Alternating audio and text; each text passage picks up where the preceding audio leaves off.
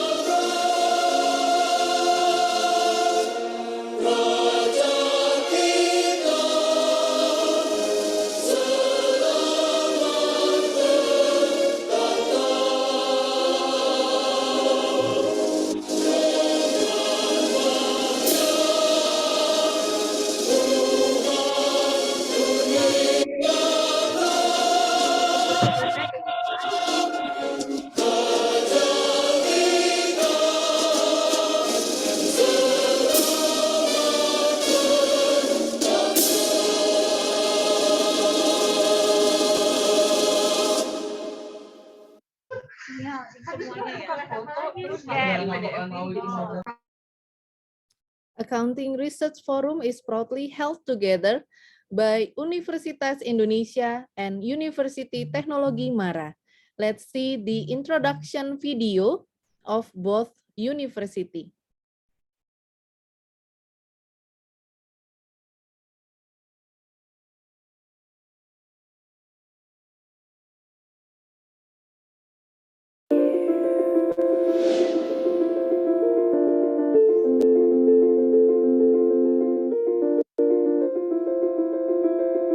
This is Indonesia, a land of immeasurable diversity, a land that offers vast opportunities. This is the nexus of hopes and aspirations from across the archipelago.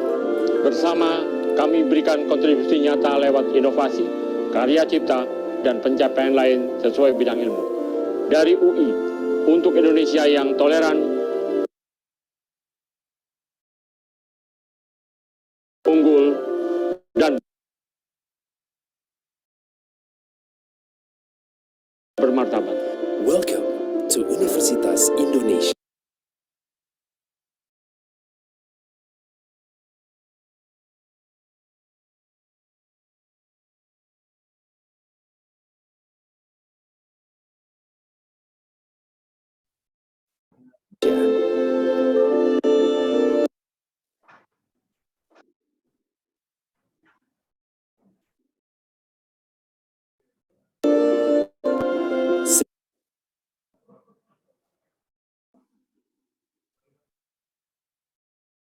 Since our beginnings, Universitas Indonesia has been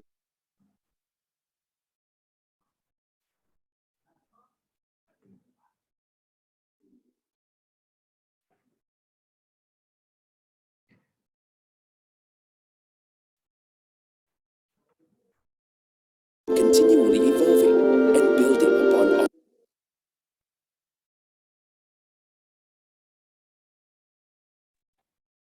our achievements.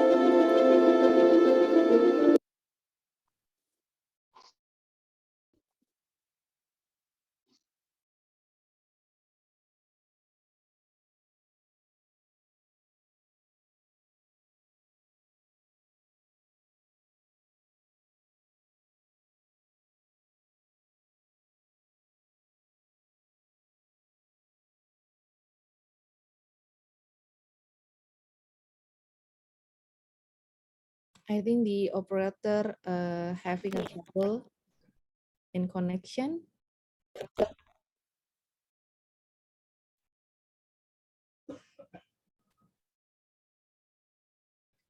Maybe we could continue to welcoming remarks. Yeah, maybe we. Okay. Dr. Dahlia, is there any? Would you like to continue with the video from UI and UiTM?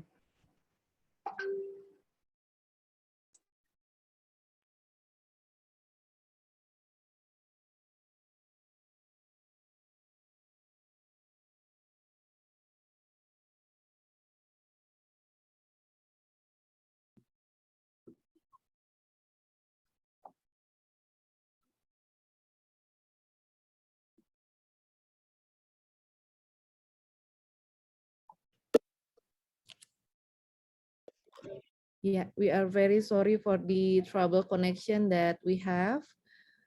Maybe we can continue to the next session first, is the welcoming remarks. Okay. But maybe we need to contact Dr. Dahlia first to stop screen share the video.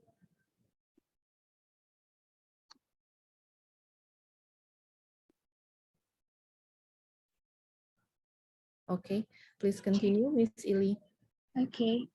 Ladies and gentlemen, without further ado, let's invite Yulianti Abbas, PhD, for her welcoming remarks for leading to general lecture. Yulianti Abbas, PhD, the time is yours. Yeah, thank you so much for both of the MCs, and sorry for the participants for the a little bit trouble in playing the videos, but I can guarantee that you will be able to see the video probably later today. So good morning, everybody, ladies and gentlemen. Our honorable guest for today, we have Associate Professor Dr. Maheran Zakaria, and then also Dr. Desi Adaryani, and I think we also have all of our student presenters and also the faculty members that will serve as the discussion today. So I'm really excited to be here. This is really a great pleasure to welcome you all to the, maybe this is the first accounting research forum between Universitas Indonesia and UiTM Kelantan. And I think Dr. Maheran, we've been planning for this event since last year, so it is really a great honor for me to be here today. And in these last 2 weeks, I've seen a lot of good papers being presented and a lot of good discussion that we hope that we can continue to do in the future. So maybe you already guessed that the purpose of this symposium, maybe if I can just briefly mention that we have two purpose of the symposium. The first one will be to strengthen the connection between the two universities. And of course, we hope we will not only stop at a symposium, but maybe in the future, we'll be able to do some research collaboration. And maybe, our friends from UiTM will visit us someday, or maybe we will come and visit Kelantan sometime in the future.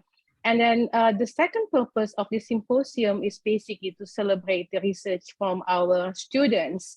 I'm sure we all here are really passionate about research, and I must say that I'm really proud of all the students who presented their research last week and the one who will present their research today. I mean, research is basically a process, right? Nobody just write a research paper in one sitting. So this is a process, and presenting your research and getting feedback is one of the important phase of finishing your research. So I hope that what you get from this accounting forum will be beneficial from your research and will expand on and extend your research interests, and hopefully also bring you a lot of new ideas for your future research.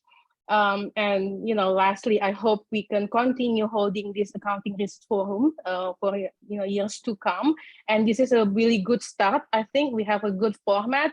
And hopefully we will have more and more students participating. So hopefully next year, Bu Hardini, you'll be the one who presented your research, right? And everybody who's here today will be, I will probably invite you to prepare for our next year research forum to present your research. And hopefully, I hope, everybody who's here will be very excited about what we are going to hear today. And maybe one thing that I want to remind you, especially as a researcher, that you have to keep going and see where you are right now. I mean, I've seen students who will present their research today, and I still remember some of you when you first come to UI, and you're just wondering about research. You probably have no idea where to start, and here you are now. You're presenting your research in front of a forum. So this is a really good progress, and I'm really excited to see more from all of you in the future. So I wish you a productive, a fun, and inspiring presentation and discussion today, and see you maybe in our next event. Thank you very much. Assalamualaikum warahmatullahi wabarakatuh. Waalaikumsalam warahmatullahi wabarakatuh. Thank you so much, Dr. Lianti Abbas, PhD, for your welcoming remarks.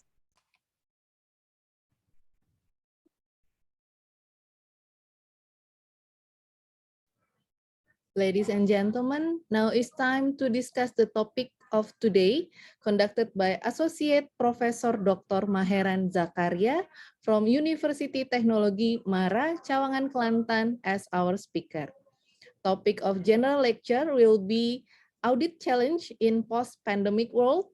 Would you please join us in welcoming Associate Professor Dr. Maheran Zakaria. time is yours. Thank you, Ms. Hardini, the MC, for inviting me to share my lecture.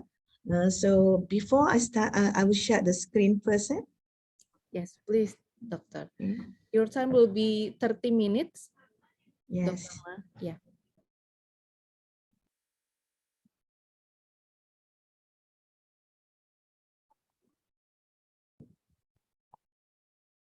Is it?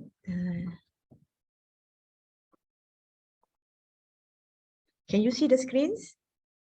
Yes, Yeah. we can, Yes, Doctor. yes, Yeah. Doctor. Okay. Oh, sorry. Okay. First of all, good morning and Assalamualaikum warahmatullahi wabarakatuh to Dr. Yulianti, Head of Accounting Program, Dr. DC, and all of audiences from Universitas Indonesia and Universitas Teknologi Mara, and also other institutions in Indonesia and in Malaysia. So today I would like to share some knowledge on the what are the challenges and changes facing by auditor in the post-pandemic world.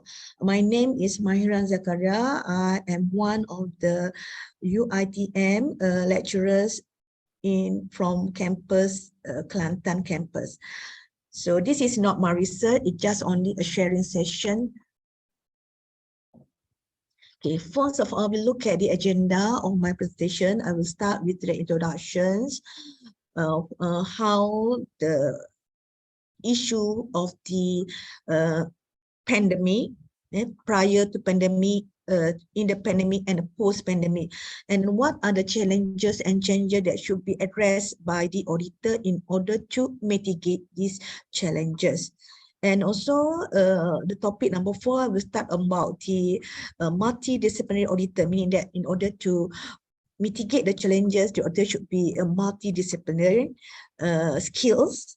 And then the term of flexible and remote working, the client relationship, meaning that the relationship between the client and auditors will be changed.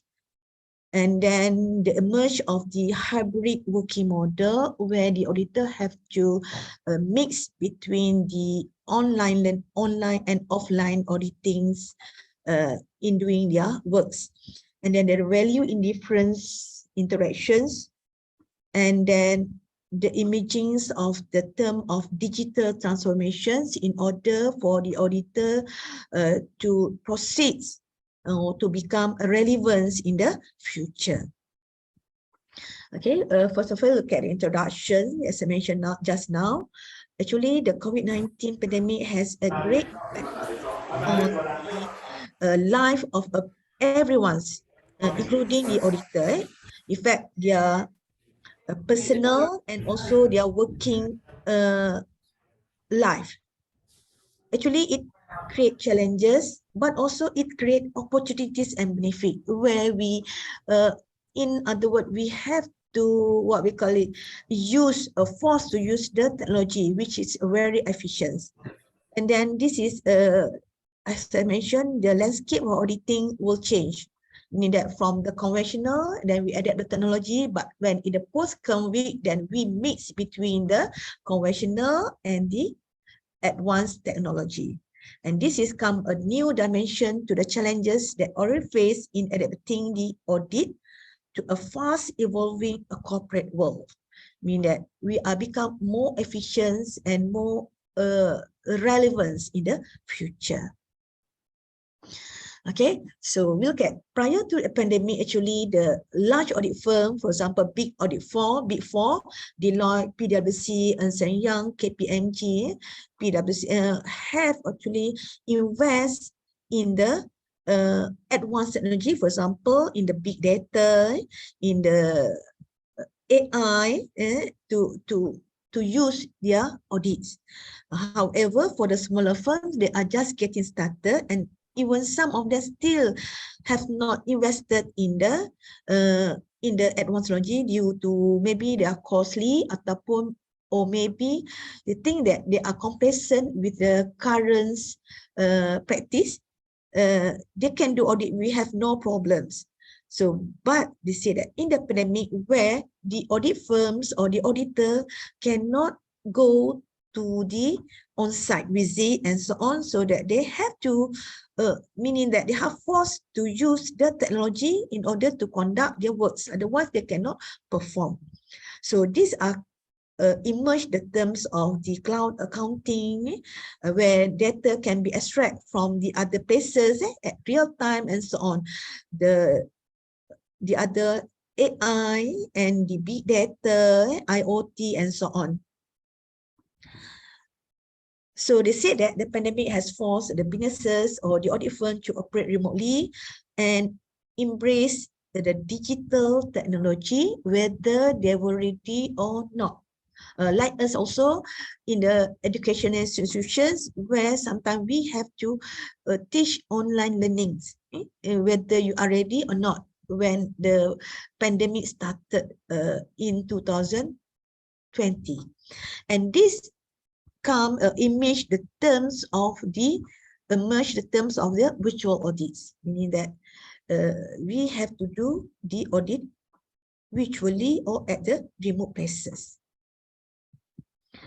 And then they said that the uncertainty, the rapid economic shift to digital ways of operating business are reimagining the business operation to engage clients, suppliers, and regulators, meaning that they have to be creative, innovative, and how to engage the clients and to deal with the stakeholders. And they say that the closing of workplace due to the movement's restrictions order, which is imposed by the governments or by for many countries, we need for physical distancing, where the auditor should leverage the existing and new technology to conduct audit remotely. Example, they have you use satu karpet satu orang, ada yang beli 3. Aku sih beli 1 doang, beli 2 nggak ada. Can use you have to extract data from the remote places, or sometimes they use drone to do the stock take or to audit the inventory, because they cannot go there. From the drone, they can see how the things was done, or they can use the CCTV and so on. So needs to adhere to established standard and deliver assurance to stakeholder, meaning that although they doing the audit at the remote area, remote places, they must ensure that the assurance are in place, meaning that the security and the things are in place, so that there is no issue of the access of the data. Okay, this is that because of this create a new ways of working, which brings benefit as well as the challenges to the auditor. And then because of very difficult to go to the place, so the digital technologies are becoming crucial to the audit process. So like us now, the digital is important. If there is no digital, there is no online, then we cannot be in the same platform like now. So we have to go, for example, those in Malaysia, they have to travel to Indonesia, where it increase more cost, and then the time also, and also effort, which are not, we call it very efficient. So audit firms will require a more diverse range of skill, where auditor need to understand the level of technological understanding, meaning that in order to embrace with this technology, so that the auditor should equip with the technology skill, so that they're able to understand to operate with the advanced technologies, no more with the only complacent with the Excel in order to do their works. These are the challenges to be addressed by the auditor or audit firm, meaning that we no more need the auditor who have skill or knowledge on accounting or auditing. Of course, there are also requirements, but the auditor have to adapt or employ the other skill. For example, they must increase their skill and talent in technology, especially advanced technology. And then the other challenge is that the difficulty in conducting sensitive conversation remotely, meaning that although we use the technology, sometimes sensitive issues or a very confidential issue, we need to use the what we call it offline audit.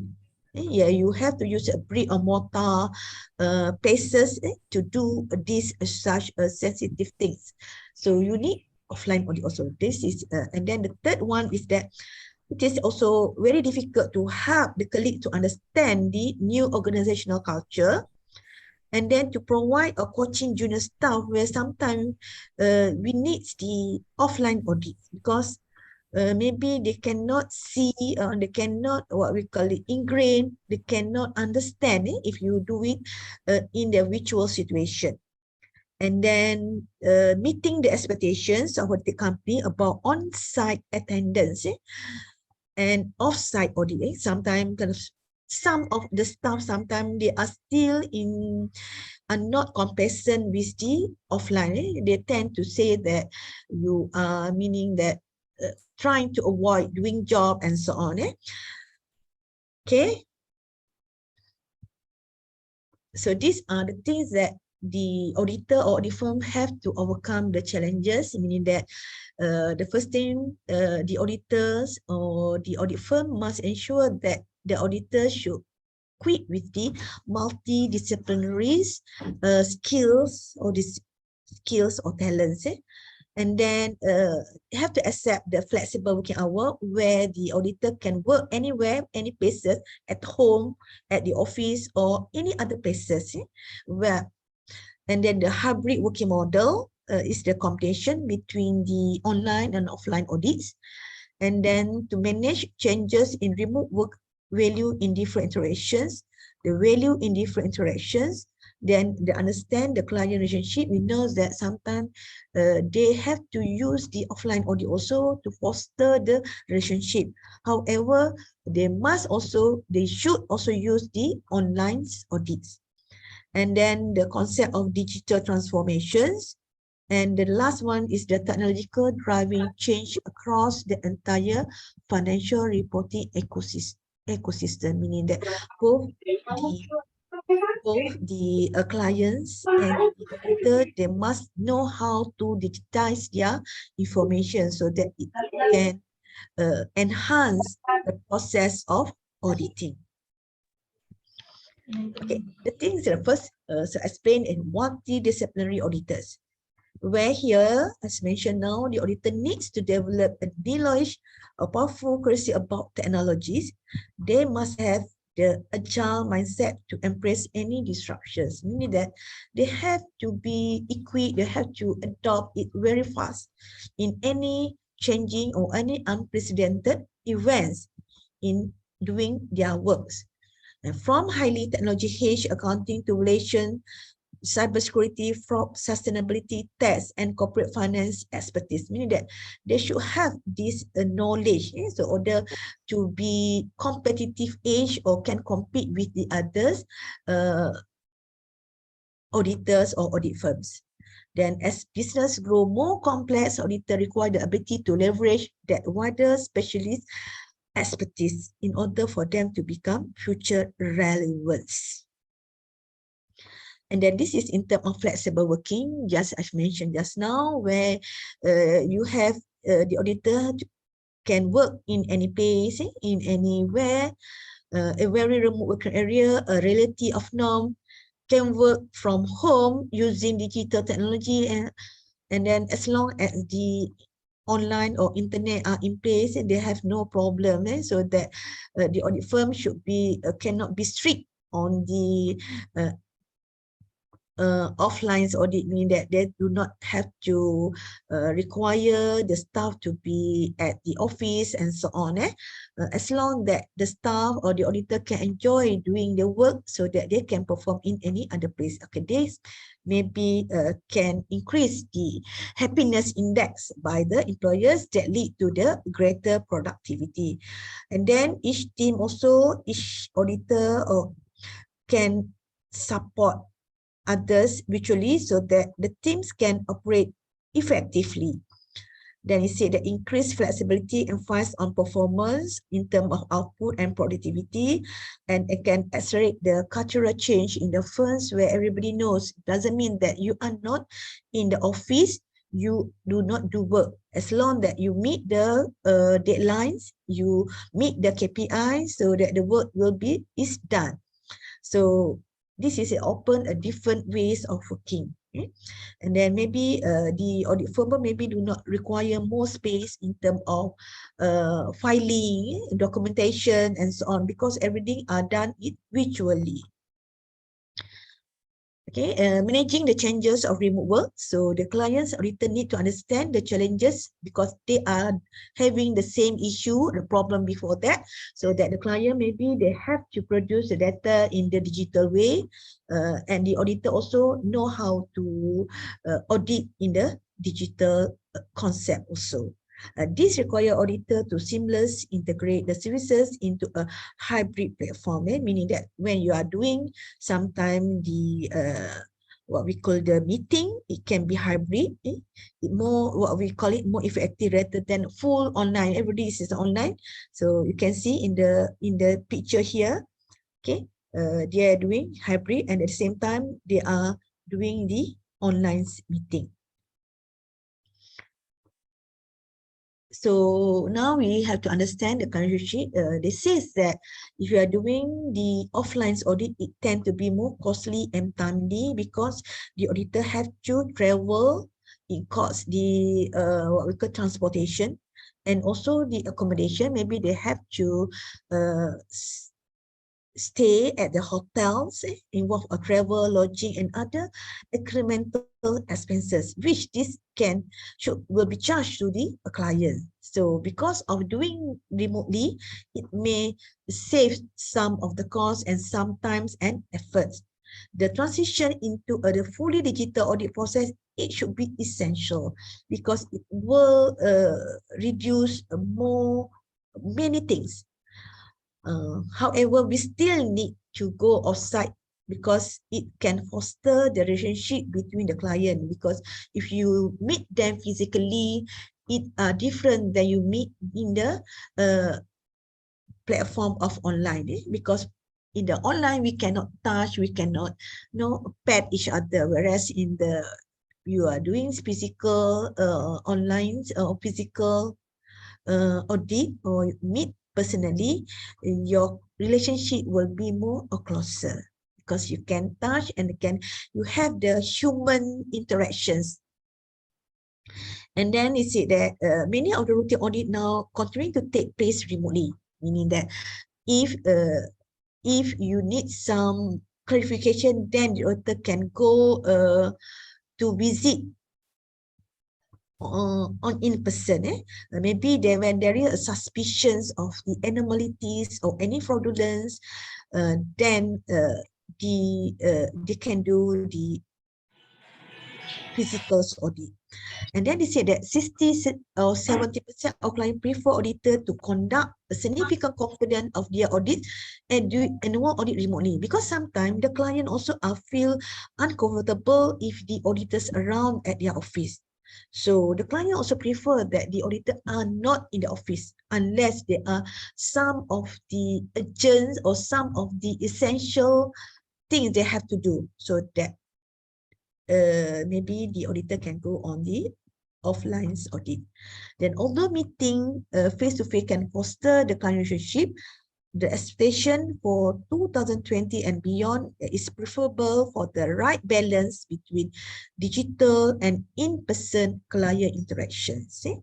See that, because during the we can see during the before the pandemic, they are mostly doing the offline audit, but in the pandemic they use online audit, and in the post-pandemic we are in the process of the hybrid, meaning that we mix between the offline and online audits.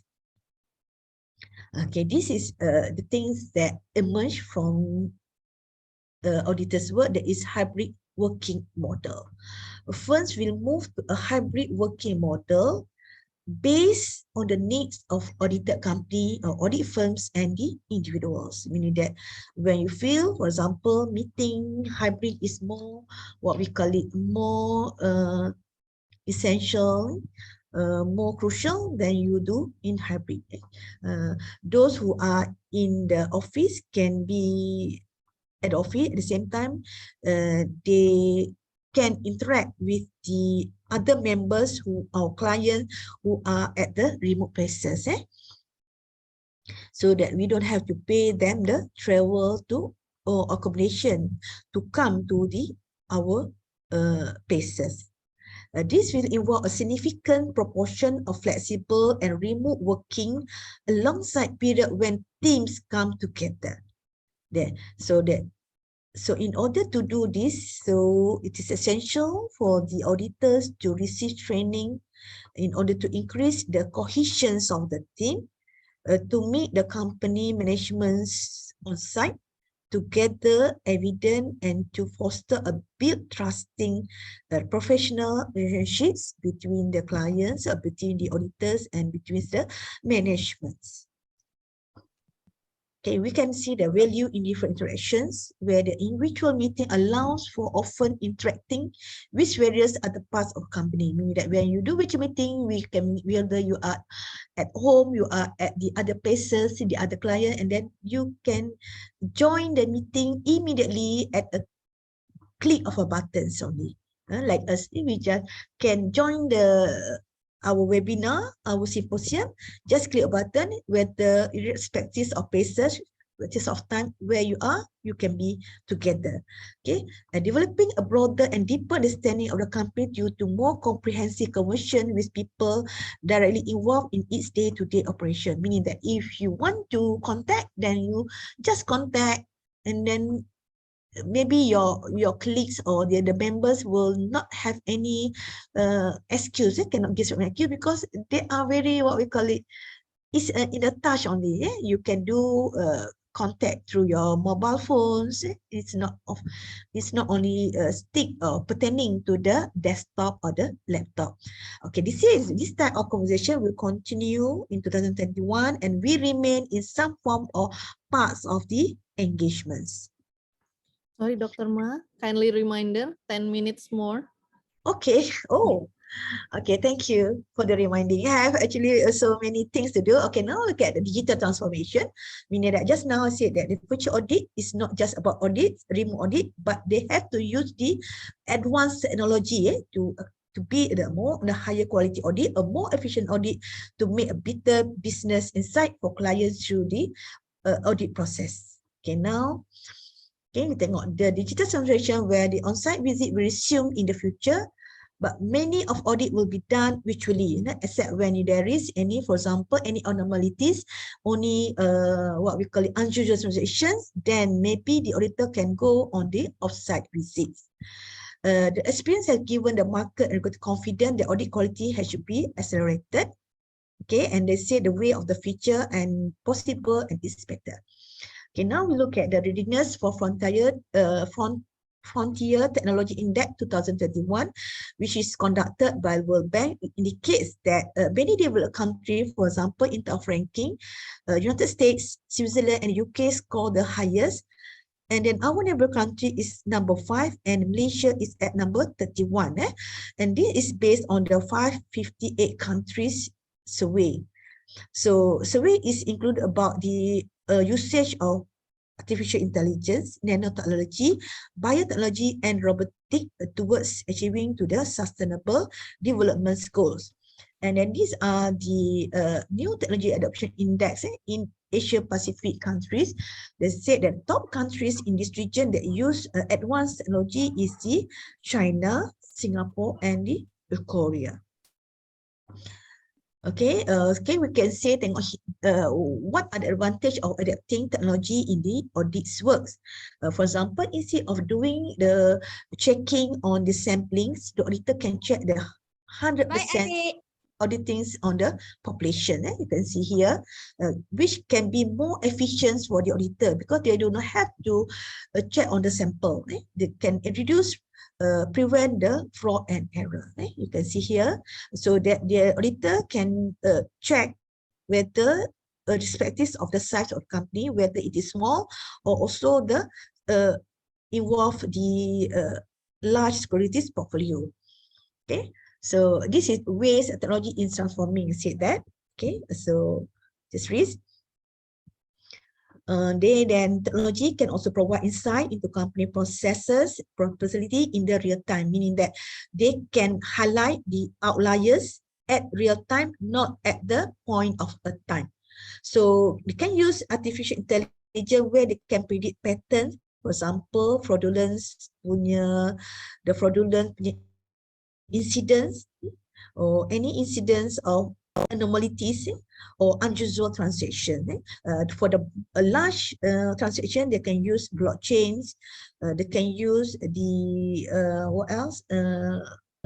Big data to predict those things. And then the things of the cloud accounting, artificial intelligence, Internet of Things, IoT, the big data, blockchain, and so on. You can use, the auditor can equip or those have this knowledge on these things.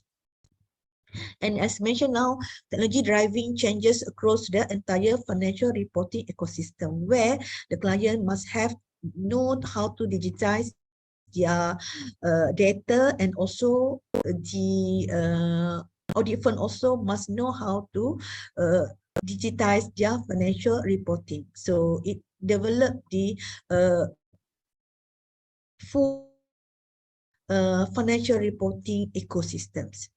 So look ahead, we say that the machines, actually, no matter how good is the program, we cannot replace the people. So that the people have to know to use the machine, to use the advanced technology, or in order to make their works is efficiency. So both have to work towards their digital transitions during the post-pandemic.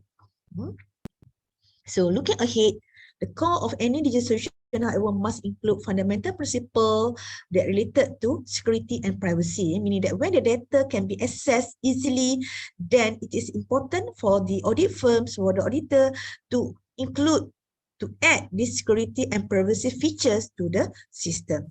Okay, technology will broaden the audit function to gain more insight into data, allow auditor to play a more active role, for example, to conduct actively or identify fraud in real time rather than via a point.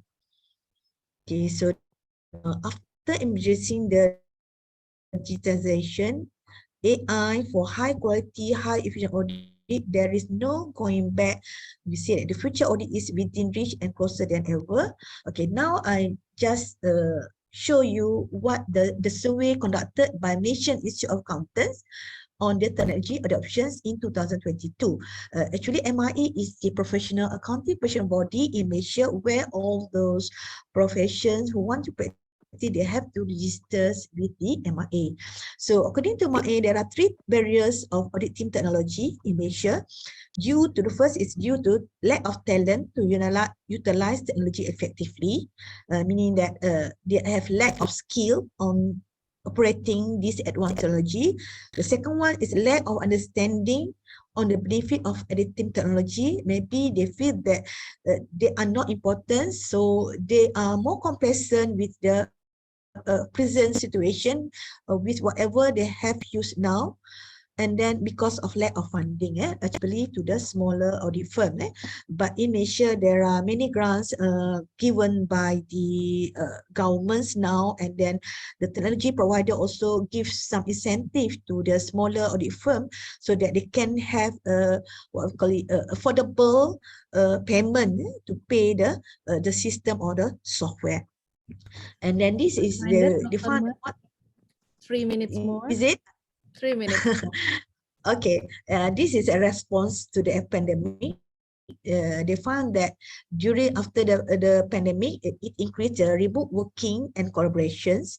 It increased the advanced use of technologies, and then it changed the customer needs and expectation between the auditor and the clients, and the increased spending on data security, as mentioned now, so that the audit firm must must, what we call it, ensure that the data are secure and cannot be accessed by the hackers or the intruders. The increase, however, it's one more thing, increase focus on health and hygiene, where everybody have to have to take care of their health. And then these are the technology trends affecting the profession. We can see here from 2017 or 2019 before the pandemic and 2022. So in terms of big data analytics, not much changes because normally only the big firms that use big data analytics. In terms of automation, there is slightly changes. And in terms of cyber security also, there is not much changes because here also I think that the audit firm, the big audit firm invest more on this cybersecurity. But you can see on the mobility, meaning that here there are very drastic increase from before and after. This is because even though the small audit firm also, they know that they have to do it mobile auditing. And also in terms of the online services. Okay, this is in terms of stage of technology adoptions in Malaysia. They say that most of the 1% of the firm are in the process of 31st to 70% in the adoptions, and then followed by 25% who are in the less than 30% of the technology adoptions, and then 21% of the company or audit firm are more than 70%. Okay, this is maybe from the large audit firm, and still there is 3% who have not started yet the technology adoption, and they maybe they are using still using Excel in their audit works. And then there is current strategic posture towards technology. They say that 23% audit firms investing more in technology to make it competitive advantage, and 23% indicate that they use technology because for survival and sustainability. 60% said that they use because of modernizing core technology capabilities, example, to keep up with competitors, and the balance 60% said that they're refocusing the entire business around the digital technologies. So this come to the conclusions. It said that the coming years will offer opportunities for innovations in how auditors embrace the hybrid models and dynamic client relationship. Then, although the post-pandemic remain uncertain, it is apparent that there will be no going back to the way things were done prior to 2020. Then the auditor who can best adapt to this new environment will be the ones who win out in the long run and thus become future relevance to the future worlds. Okay, with that, I end my presentation with thank you. Okay. Okay. I meet the time. No, it's enough, Dr. Ma. Is precisely 30 minutes. Thank you very much for your presentation, Associate Professor Dr. Maheran Zakaria. Now we will begin for the next agenda. There is question and answer session. It has been announced that the question were written in the chat forum at this Zoom meeting, or the participant able to raise hand. Nah, I already see one of the participant already raised their hand. Mr. Taufik, Head of Secretariat of Audit 1 BPKRI, the Audit Board of Republic of Indonesia. Welcome, Bapak Taufik. Please mention the question directly, Mr. Taufik. Thank you, Bu Hardini Hernusa. Assalamualaikum warahmatullahi wabarakatuh. Waalaikumsalam warahmatullahi This is very interesting. My name is Dr. Taufik. We present my institution, the Audit Board of Republic of Indonesia. During pandemic, we all need to adapt to the change. Also for our audit technique that acquire IT, information technology. BPKRI also has big data analytics. My question for Dr. Maheran Zakaria will be how Malaysia overcome to challenge in audit in pandemic era. Thank you. Thank you. Sorry. Thank you, Dr. Taufik, for the question. Actually, that the Malaysia's auditor, they are facing challenges. So now, even though the smaller audit firm, they know that the technologies are very important to them. So now the government provide them some incentive in terms of grant so that they can use the technology, because many of them I think that the audit, the big audit firm, the big four, maybe they have no issue of the advanced technology, but only for the smaller audit firm, because they have no funds for them to to move forward. And then also the skill, they have lack of skill, lack of talent. So the government measures put some intervention here to make sure they are very competitive. Otherwise, they will be let off from the system if they will not be no assistance from the government. So now I think that they have no choice. They have to be ready. But as I mentioned, but now because now we are allowed for the offline. But if they still stick with the offline, then it get more costly for the small audit firms. So in order to be relevant, I said that they must use both the, regardless of the size, the auditor have to use technologies in their work. However, they must use also the offline audit, like us also. Then actually, like me, I want to go, we plan to visit UE one day because we want to foster relationship. I think that by doing the online, we also can foster, but these are different because we need the human touch. Am I right, Dr. Taufik? We need a remote touch, we need to see you physically so that the relationship will be different.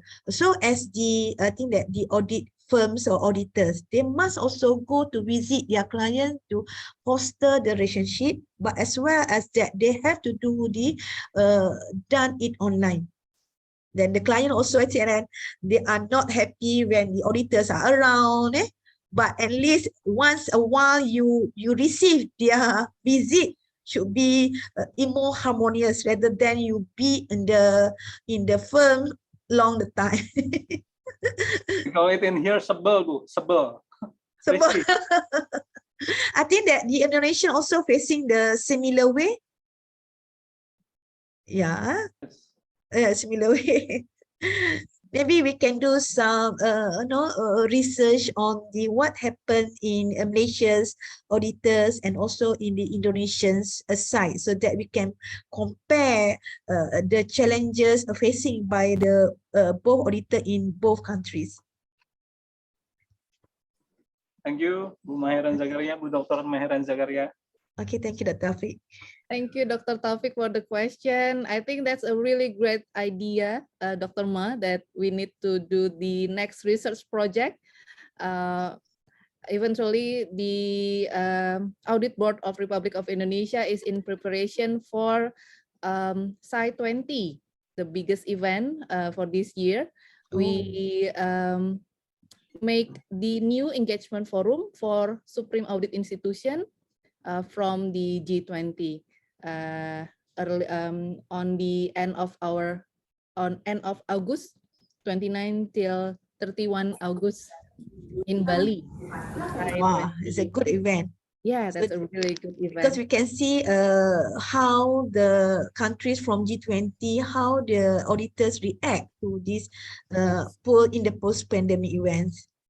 That's really era. Okay. Yeah. Thank you, Dr. Ma, for your presentation once again, and thank you, Dr. Taufik, for your question. And we will move to the next agenda. Thank you. Okay, before we go for the next session, I would like to invite all of you to turn on your camera for our photo session, please. So that our officer will screenshot the screen. Okay, are you ready? The counting of 1, 2, 3. Maybe once again. 1, 2, 3. Okay, thank you. Miss Ardini, It's yours. Okay, thank you, Ili. And now we begin for the next agenda. As we know that Accounting Research Forum is proudly held together by Universitas Indonesia and University Teknologi Mara. Let's see the introduction video of both university, Universitas Indonesia, and University Teknologi Mara.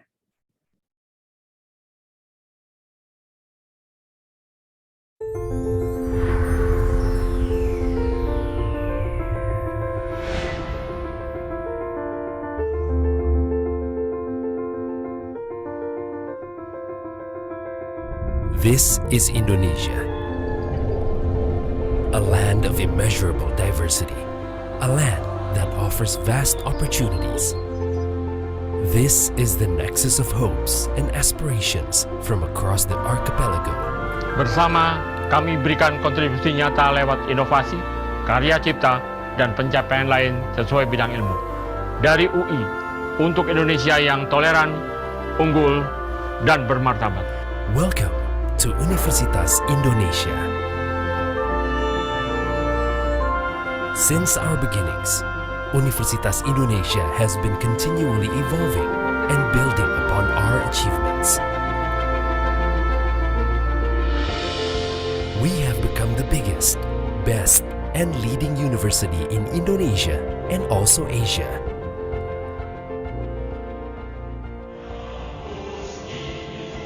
Here at Universitas Indonesia, the best and brightest from across the region come to study. From diverse backgrounds, we build an intellectual community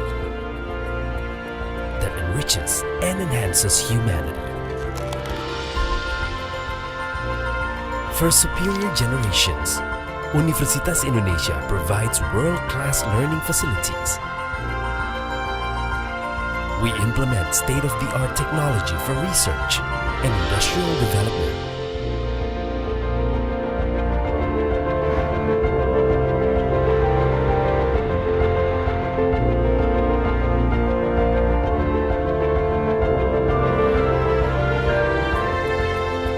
Our campus is accessible to all, also to the disabled. This is our commitment for realizing an inclusive educational environment. Universitas Indonesia is fully supported by environmentally friendly transportation and sustainable energy systems. We take pride in being a green and sustainable campus. Universitas Indonesia partners with relevant stakeholders to facilitate and provide ease of comfort for day-to-day activities for all our academic community.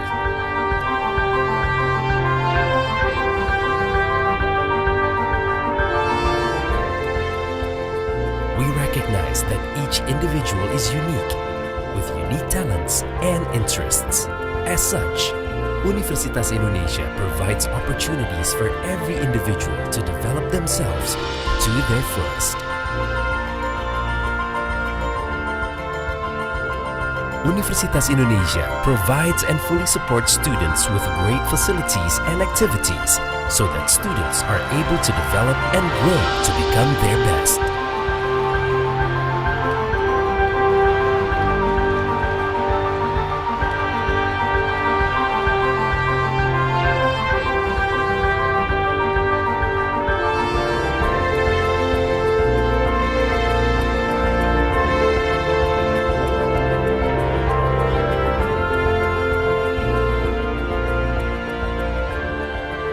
Together, we embrace our diversity to grow the future together. For Indonesia, for the world.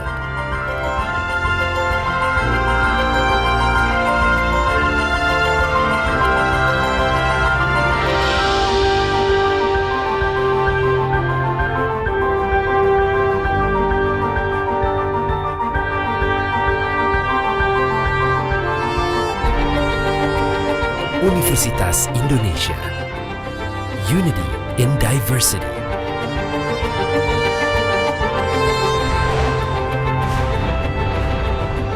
Universitas Indonesia. Veritas Probitas Justicia.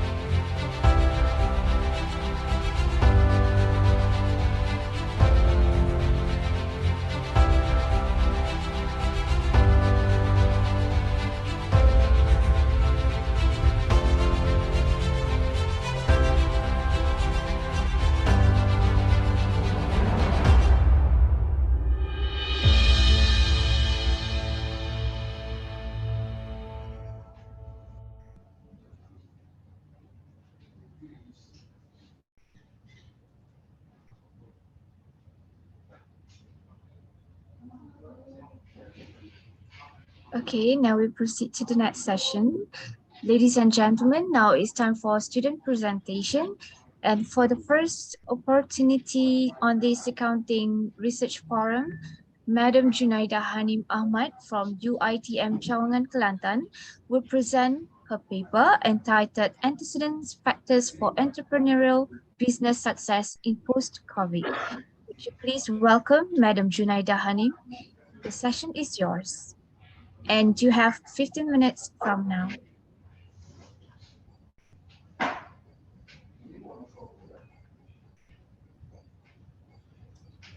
Assalamualaikum and very good morning. Can you hear me?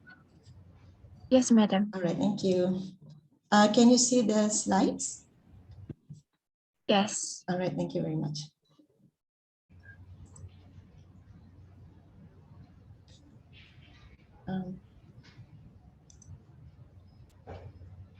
All right, Assalamualaikum and very good morning, respected guests and discussants, fellow students and researchers, as well as members of the floor. My name... Dia tak ada list power Kak Ma. Awak ke ada?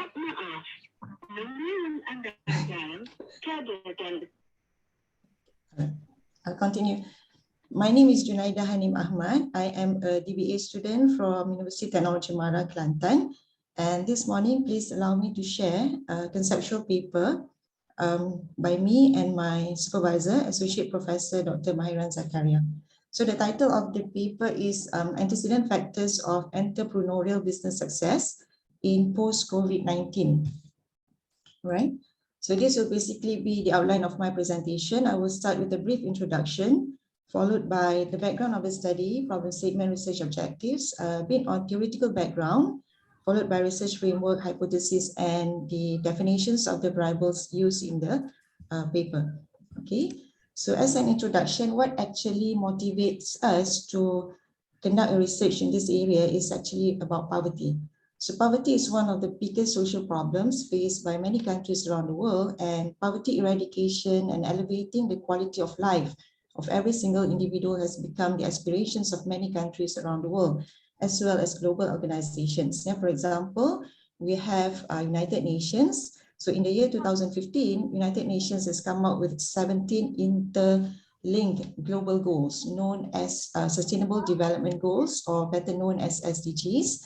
Okay, and these goals, why is it interlinked? Because each of the goal can only be achieved if the others are achieved. Yeah, for example, the first goal is to have no poverty by the year 2030. Yeah, all the goals are targeted to be achieved by the year 2030. So the first goal is to have no poverty. And then we have the second goal, which is zero hunger. We have the third goal, good health and well-being. Yeah, we have clean water and sanitization, etc. So all these goals can only be achieved if we achieve the first goal first. Yeah, we have no poverty, then we have no hunger, then we can have good health, good water, clean water and sanitization, etc. Okay, so that shows how important poverty eradication is, right? And then in Malaysia, we also have what we call as the Shared Prosperity Vision 2030. This is a government blueprint which was released in the year 2020. And the aim is to have to provide a decent standard of living for all Malaysians by the year 2030, yeah, which will cut across all ethnicities, all religions, yeah, all income levels. Okay, and then this is the background of the study. Basically, what is the relationship between poverty and entrepreneurship? Yeah, why entrepreneurship? Because previous literature has reported that entrepreneurship can help to reduce poverty, or to, if not to eliminate, to at least reduce poverty. Yeah, for example, we have Mayer, who mentioned that entrepreneurship is a catalyst for economic growth and development of a person. Yeah, so before building a nation, you'd have to build a person first. Yeah, so entrepreneurship can help to develop and grow a person. Yeah, and then we have Cardella et al. 2020. They mentioned that entrepreneurship is important in economic growth of a country, especially in developing economies, because it can promote social inclusion, reduce poverty, as well as discrimination. Yeah, we also have the National Entrepreneurship Policy 2030. Yeah, this is also one of the policies in Malaysia. It's a 10-year plan as well. And in the policy, it is mentioned that entrepreneurship can alleviate poverty and lead to more equitable and inclusive income distribution. Okay, and this framework that we are developing is meant for a study which is to be conducted among MSMEs. Yeah, MSMEs is micro, small, and medium-sized enterprises. So why MSMEs? Yeah, because in Malaysia, MSMEs are actually the backbone of the economy, whereby we have, 97.4% of all businesses in Malaysia are actually these MSMEs. Okay, and these MSMEs, they have received a lot of attention from the government. They have received a lot of financial assistance as well, but not much is known on their success or failure, especially the micro enterprises. Yeah, so then we narrow down from micro, small, medium to micro enterprises. Okay, and micro enterprises actually constitute the biggest component of the MSMEs. Yeah, for example, if you look at the figure on the top left, okay, in Malaysia we have around 1.2 million MSMEs, micro, small, medium, and out of that, 78.6% are actually the micro enterprises. Yeah, which is about 964,000 firms.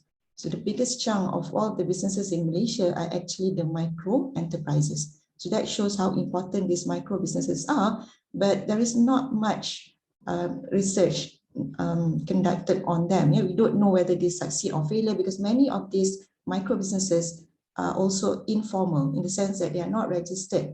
They are not required to register. Therefore, they can just set up a small business on their own. They are the owner, they are the manager, they may also be the only employee there.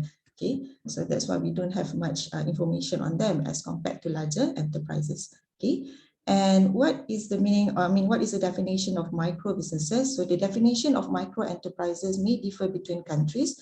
So in Malaysia, the definition provided by SME Corporation is micro businesses are businesses with sales turnover not exceeding 300,000 ringgit per year.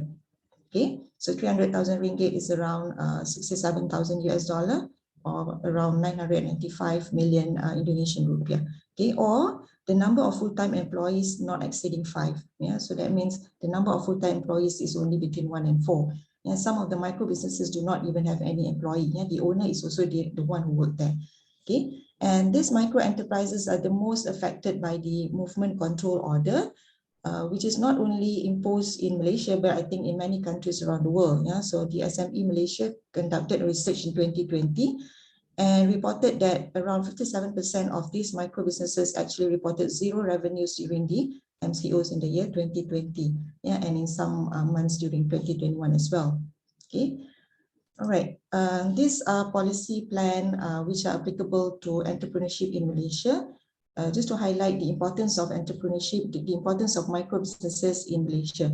Okay, so we have the National Entrepreneurship Policy 2030, which was released in July 2019. One of the core elements is to boost capability and performance of MSMEs. Okay, and then we also have the 12 Malaysia plan, which takes place between 2021 and 2025. We're in the middle of the 12 Malaysia plan now, where one of the game changer is to transform these MSMEs as a new driver of growth. Yeah, so from here, we know that the driver of growth for Malaysia is no longer the big corporations, but more of the MSMEs. And from the MSMEs, we know that the micro enterprises is the largest portion. Okay. In the budget 2022, we can see that a huge amount of money has been allocated for programs which would benefit the MSMEs, yeah, around 45.2 billion. Madam, All you right. have 8 minutes more. All right, okay. Okay, the problem statement. Fabil et al. Reported that micro enterprises are exposed to greater challenges as compared to other forms of businesses during an economic crisis. And many research which have been conducted reported that they have very low success rate. Yeah, for example, in Thailand, only 10%, and then in Malaysia also reported a high failure rate. Okay, and Ashroda et al. Mentioned around 50% success rate. Yeah, 50% remain after the first 3 years. Yeah, so what happened to the rest 50%? Okay, but there are also micro enterprises which succeed. Yeah, that is why there is a need to know what makes them successful. Yeah, and to date, although there are many research conducted on entrepreneurship, the success factors, there is no conclusive model that can explain why some fail and some succeed. The results between research differ, and many of the researchers reason out that it's because of the contextual difference between the research, yeah, where it is conducted. Okay, so this paper actually proposes a framework of antecedent factors, or where we want to know what are the factors that leads to entrepreneurial business success for micro entrepreneurs in Malaysia. So prior literature, this comes from prior literature, provided empirical evidence of factors that contribute towards entrepreneurial business success, and among the factors are self-efficacy, digitalization, social support, and passion for work. Okay, so these are some of the literature review that provide those empirical evidences. So there are research being done around the world. We have Pakistan, we have Indonesia. Yeah, so self-efficacy in general, the research found that they have a positive impact on entrepreneurial business success. Yeah, same goes for digitalization or adoption of digital technology, which have a positive impact on business success as well. Yeah. And social support. Yeah, social support is defined as support from family and friends. Yeah. Which also have, in general, most of the paper conducted mention a positive relationship. Yeah, so social support can help towards business success of these micro entrepreneurs. And then the last one is passion for work. Yeah, so passion for work also have positive relationship towards business success. All right, so this would be the research objective. Basically is to examine the relationship between each of the independent variables towards entrepreneurial business success. Yeah, the relationship between each of the individual independent variables: self-efficacy, digitalization, social support, and passion for work. Okay, as for the theoretical background, this framework uses a social cognitive theory as the underpinning theory, which were put forward by Albert Bandura, along with the self-efficacy construct. So what the theory mentioned is that there are three factors which can influence behavior. There are three factors which can influence desired income. So according to the theory, behavioral change or positive outcome can be influenced not just by a person's personal characteristics, but also by his or her behavior, as well as external environment. So if you want to achieve something, it can be done through the interaction of these personal characteristics, behavior, as well as external environment. So in the context of this proposed study, the desired outcome that we want to achieve is entrepreneurial business success. And the independent variables, the self-efficacy and passion for work. These are the personal characteristics. And then we have digitalization or adoption of digital technology, behavior, and social support. So all these three can influence entrepreneurial business success. So this is the theory put forward by Bandura. In order to achieve desired outcome, the three factors come together. So personal factor in this study would be self-efficacy as well as passion for work. Behavior would be digitalization or adoption of digital technology. Environmental factors would be the social support. And the outcome, of course, is the business success. All right, and then we also have self-efficacy, which is actually a construct or a subset of Bandura's social cognitive theory. And it is generally defined as one's belief in his or her own ability to achieve something, or his or her capabilities to exercise control over events that affect lives. So it is essential. If you want to achieve something, you have to believe that you can achieve it. So that is the importance of self-efficacy, which can be developed by these four factors. The person's own experience, the experience of others, social or verbal persuasion from others, and physiological states of mind. So all these four can help to improve self-efficacy level of a person. All right, so this will be the research framework. Madam, 3 minutes more. The four independent variables, and the corresponding hypothesis. For example, entrepreneurial self-efficacy positively affect entrepreneurial business success, as well as the others. So this is the model, which is based on social cognitive theory, self-efficacy, and prior literature. So these are the corresponding hypotheses, four of them. And these are the operational definitions of variables. When we look at business success, of course, there are many definitions for success, but we are looking at perceived degree of success by the micro entrepreneurs themselves. How they look at their business, because many of these micro entrepreneurs, they do not keep proper accounts. So how happy they are with their business, how their savings grow, that will be the measures for success. Entrepreneurial self-efficacy, the perceived degree of confidence, digitalization, the perceived degree of basic digital technology adoption, social support, the degree of moral support received from family and friends, and passion for work is the perceived degree of enthusiasm and passion in running their business. All right, so as a conclusion, the framework that we are proposing actually seeks to examine the role of both internal and external factors towards the business success of these micro enterprises. And this study actually is looking at a group of entrepreneurs, which is very important, but has been under-researched, the micro entrepreneurs, especially in the post-COVID era. I want to look at whether probably there is a difference, especially in terms of digitalization. Before COVID and after COVID, we know that more people are going into online, etc. So it's an interesting area to look at. So in practice, it is hoped that the findings of the study would help agencies and institutions in developing more effective intervention programs to help these micro entrepreneurs to succeed. Because it is not just enough to just dish out financial assistance. What is more important is actually to equip them with the necessary skills to help them succeed in their business venture. So hopefully we can achieve whatever policies that have been put in place. So we have the shared prosperity vision, we have the NEP, we have the SDGs, and etc. So that's all from me. Thank you very much. I appreciate all comments and feedback from the discussion. Thank you. Thank you very much for your presentation, Madam Junaida Hanim. And next, we will listen to the review by Dr. Ansela Hermawan from Universitas Indonesia. Dr. Ansela, time is yours. And you have 10 minutes from now. Okay, thank you. Good morning, everyone, especially the presenter, Madam Junaida, and also Dr. Maheran. Hi, Dr. Maheran. I congratulate you. Eventually, the event could be realized. Yeah, we have planned this maybe since last year. Yeah. Okay, let me share my screen. Oh, I'll Can stop you sharing. take down? Sorry. Yeah.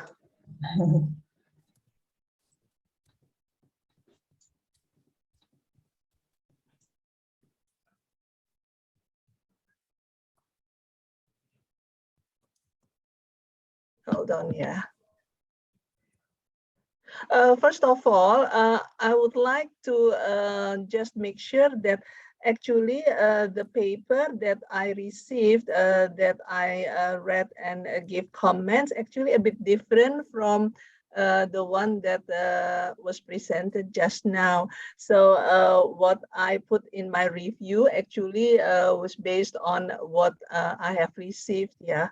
For example, in the paper, it did have the operationalization of the variable. So there's no research design at all in the paper, actually.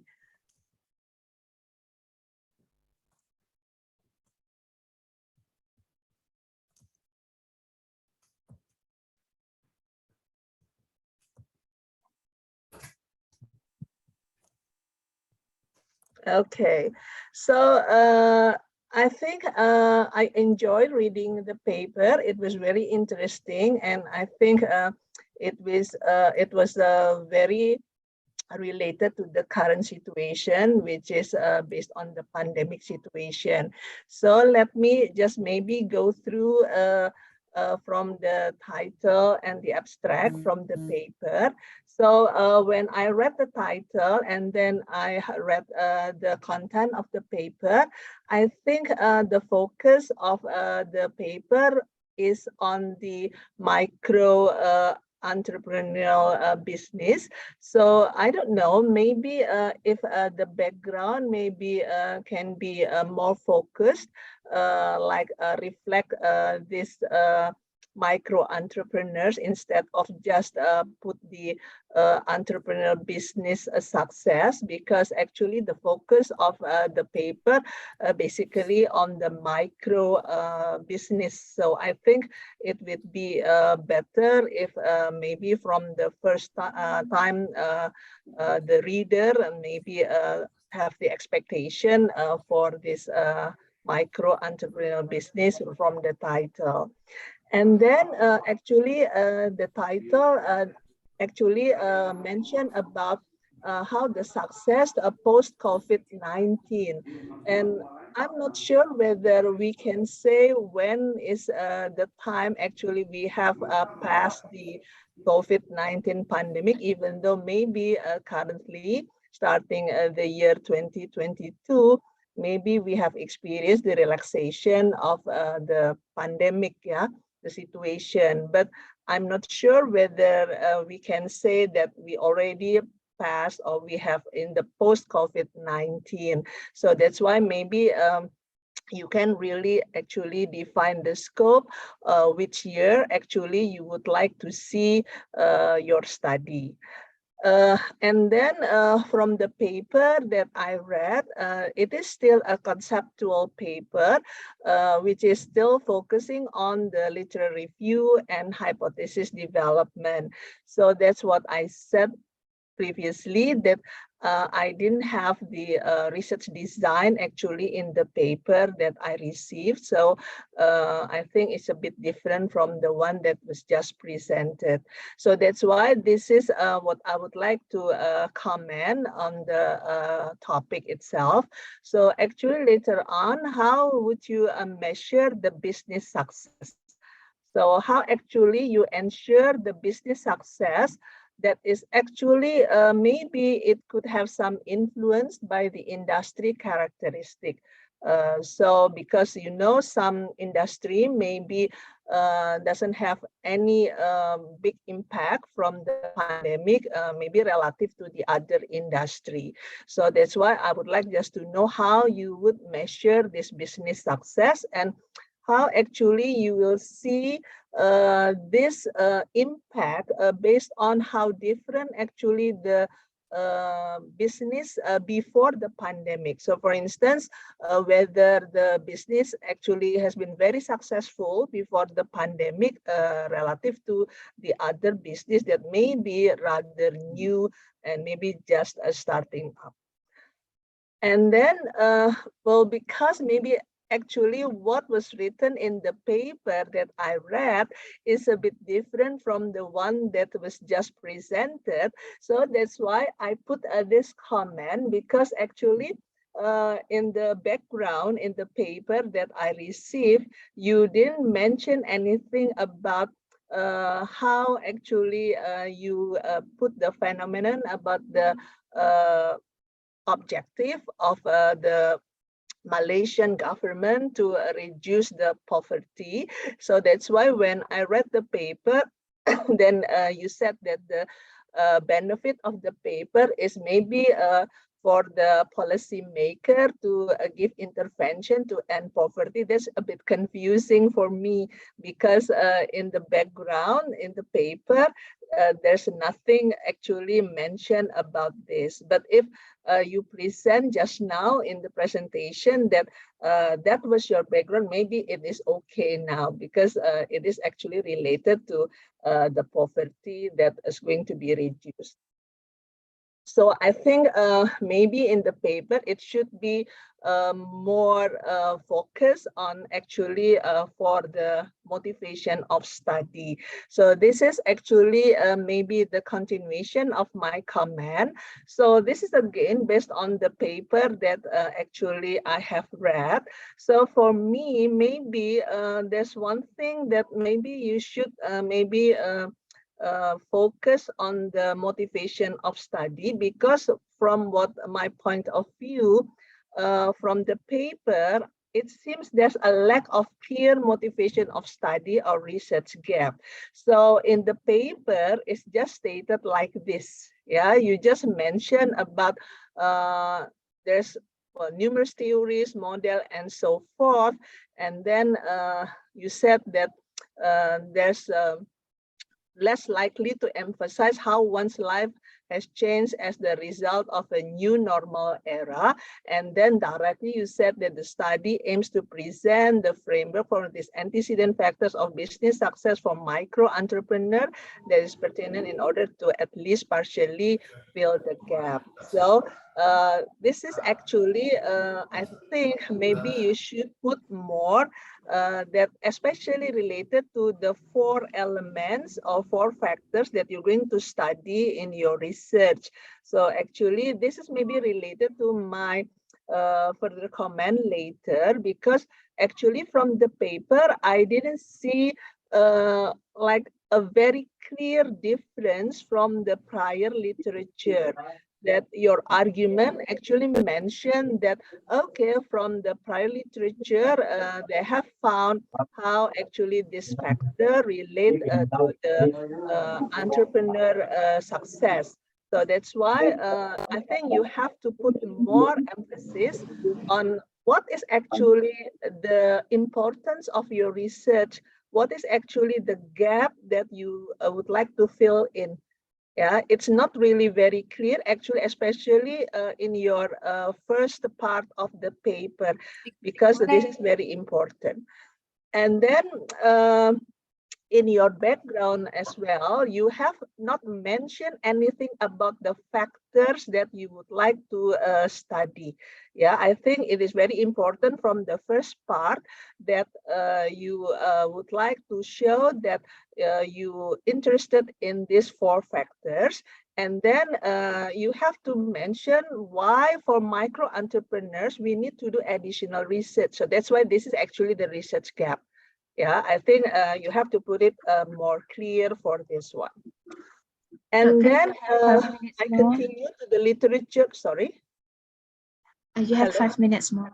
Okay, and then for the literature review and hypothesis development, so I don't know, maybe you can maybe think more about the theory, because you only put one theory, social cognitive theory, for your paper, even though that actually from what you presented as well, that you said that the digitalization relate to the behavior part of this theory. And I don't think that it is enough to say that, okay, for this one theory, like supporting all your 4 factors, maybe you have to put like more defined theory for each one. Yeah, for example, you're talking about self-efficacy, and then you're talking about passion of work.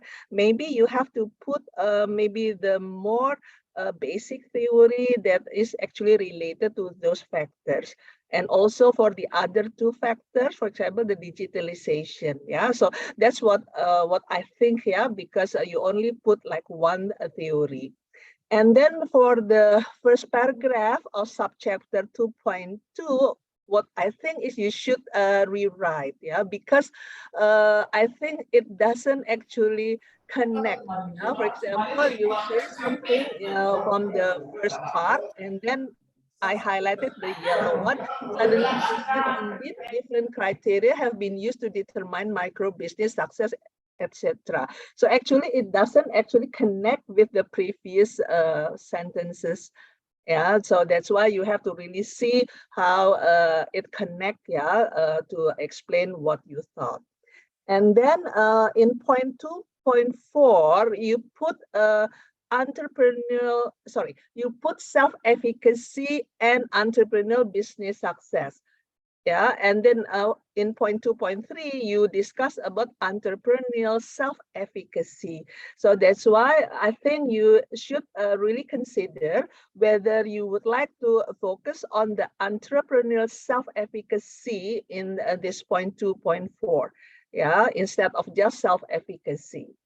And then, like I said before, maybe you have to emphasize more on the difference of your research to your prior research argument, especially for hypothesis 1 and 2.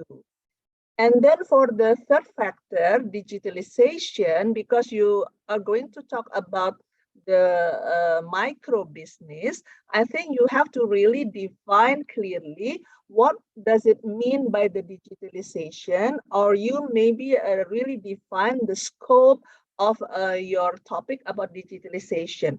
Yeah, because actually I really imagine how actually you would like to measure the digitalization in your research. That's the third factor. And then actually when you write the point subchapter 2.2, you only mention the 3 first factors. You didn't say anything about passion of work. And then suddenly, like when you put the hypothesis argument, you put passion of work. So that's why I think you really need to ensure that everything actually is, defined in the introduction of the literature. I think that's all for my comments. I hope I didn't pass the time. So as I said, this is based on, I have received the paper. Yeah, maybe I didn't say anything about the research design because it's not in the paper. Thank you very much. I hope this can put more contribution in the paper. Thank you. Thank you very much, Dr. Ansela. Yes, I admit that some of the things that I presented were not in the paper because the paper was submitted earlier, and then when I was preparing the slides, I decided, yeah, I need to put something to make it more clear, like the motivation, etc. So thank you very much, and yeah, if it's possible, can I have your slides? Oh, sure. Oh, I will send it to you. Thank you very much, Doctor. Okay. Okay, back to the MCs. Thank you. Okay, thank you very much for your review and feedback, Dr. Ansela Marmawai. And We have one question in the chat room from Miss Valentina Tohang to Madam Junaida. The question is, some studies also discuss self-efficacy toward the use of technology by MSME or digitalization. And in your research, do you also look at this, or do you consider the two, which is self-efficacy and digitalization, as separate variables as presented? Thank you for your question, Ms. Valentina.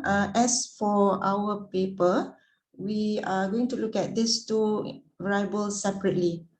Yeah, that means digitalization on business success and then self-efficacy on business success. We are not looking at the effect of self-efficacy towards digitalization. No, yeah, we're doing it separately. Thank you. But yes, I do agree that there are research about the relationship. Sometimes self-efficacy is the mediator, or we are looking at that, but in this paper specifically, no. Thank you. Okay, thank you to Madam Junaida. Now we're back to Miss Harjini. Okay, thank you, Ili. Now we will listen to the presentation of the second speaker from UiTM Cawangan, Kelantan, Madam Nurin Azila Nawi, with paper entitled The Impact of Organizational, Individual, and Social Influence Characters on Auditors' Ethical Judgment. Time is yours, Madam Nurin Azila Nawi.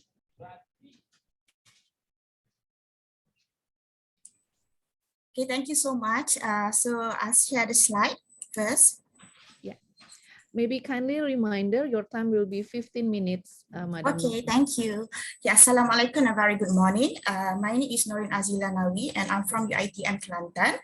So the topic for today is the impact of organizational, individual, and social influence characteristic on auditors' ethical judgment. So actually this have been presented during my DRP. I'm DBA student part 5 and my main supervisor is Associate Professor Dr. Maheran Zakaria.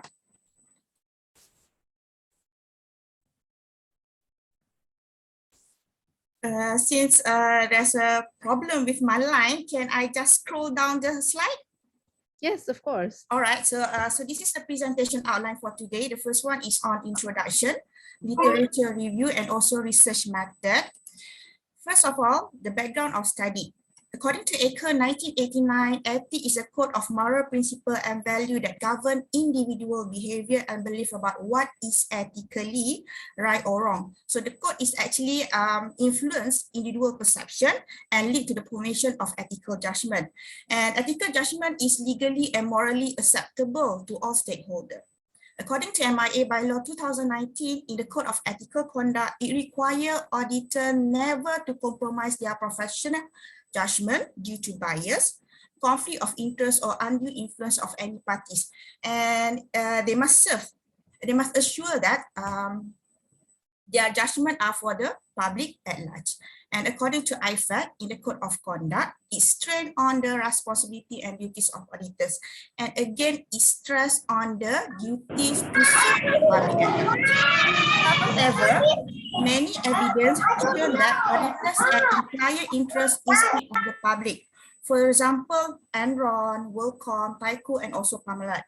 All of the companies have been audited by Arthur Andersen, and the financial scandal is based on moral management. And what happened is SEC dissolved Arthur Andersen and it demised from accounting landscape. From Big 5, it became the Big 4.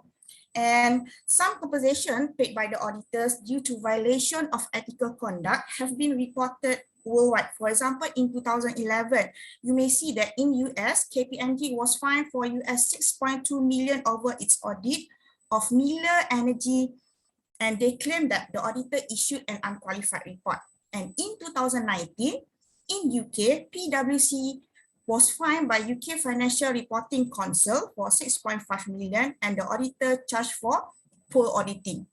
And furthermore, in US, PwC again charged USD 7.9 million by the SC for improper professional conduct. And they claim that the auditor violated the auditor independence rule. Okay, and Malaysia is not spared either. In 2018, 1MDB was established to promote economic development of the country and it deviated from its objective. And the company have been audited by KPMG, EY, and also Deloitte. None of the auditors have raised any concern. And however, in 2020, AOB or Auditing Oversight Board prohibited AFTAS from accepting clients for a period of 12 months. It is because of auditors' sanction for breach or not comply with the auditing standard and fundamental basic audit procedure. However, there is also a case that the auditor faced the legal suit for exercising his duty in professional and unethical manner. For example, in 2021, a legal suit commenced by Serber Dynamic Holding Berhad against KPMG for negligence, breach of contractual and statutory duties. And the legal suit was taken after the auditor discovered multiple red flags in their bids and also transaction. Therefore, KPMG stepped down as the external auditor. It is actually the individual who make the decision or judgment for the audit firm. This is in line with the research done by Ghani et al., Ismail and also Zakaria et al. 2020. All of the researchers has focusing on external auditor or individual auditor for their focus of ethical judgments studies. And in order to gain public confidence and trust toward the profession and also to promote ethical judgment, the greater focus should be placed on individual auditors. So for the problem statement, focusing on the sheer number of accusation concerning auditor for failure to apply ethical judgment has triggered the interest of many researchers to probe the issue further. However, not all auditors are incompetent. Only a few who are unethical, they prioritize their self-interest ahead of the public. Therefore, research in finding possible factors that could influence the ethical judgment of auditor is worth to investigate. And according to Hunt and Writer theory of ethics and also previous study have postulated that organizational factor and also individual factor would influence ethical judgment. And all of the factor was actually supported by many previous studies. For example, for organizational ethical climate, it referring to the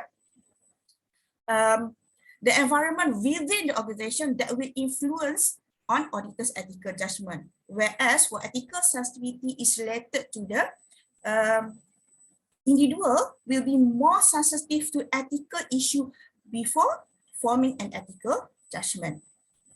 Furthermore, theory of planned behavior and also previous study, they claim that social factor will influence ethical judgment. Social factor related to social influence. Social influence is referring to individual social pressure to do or not to do.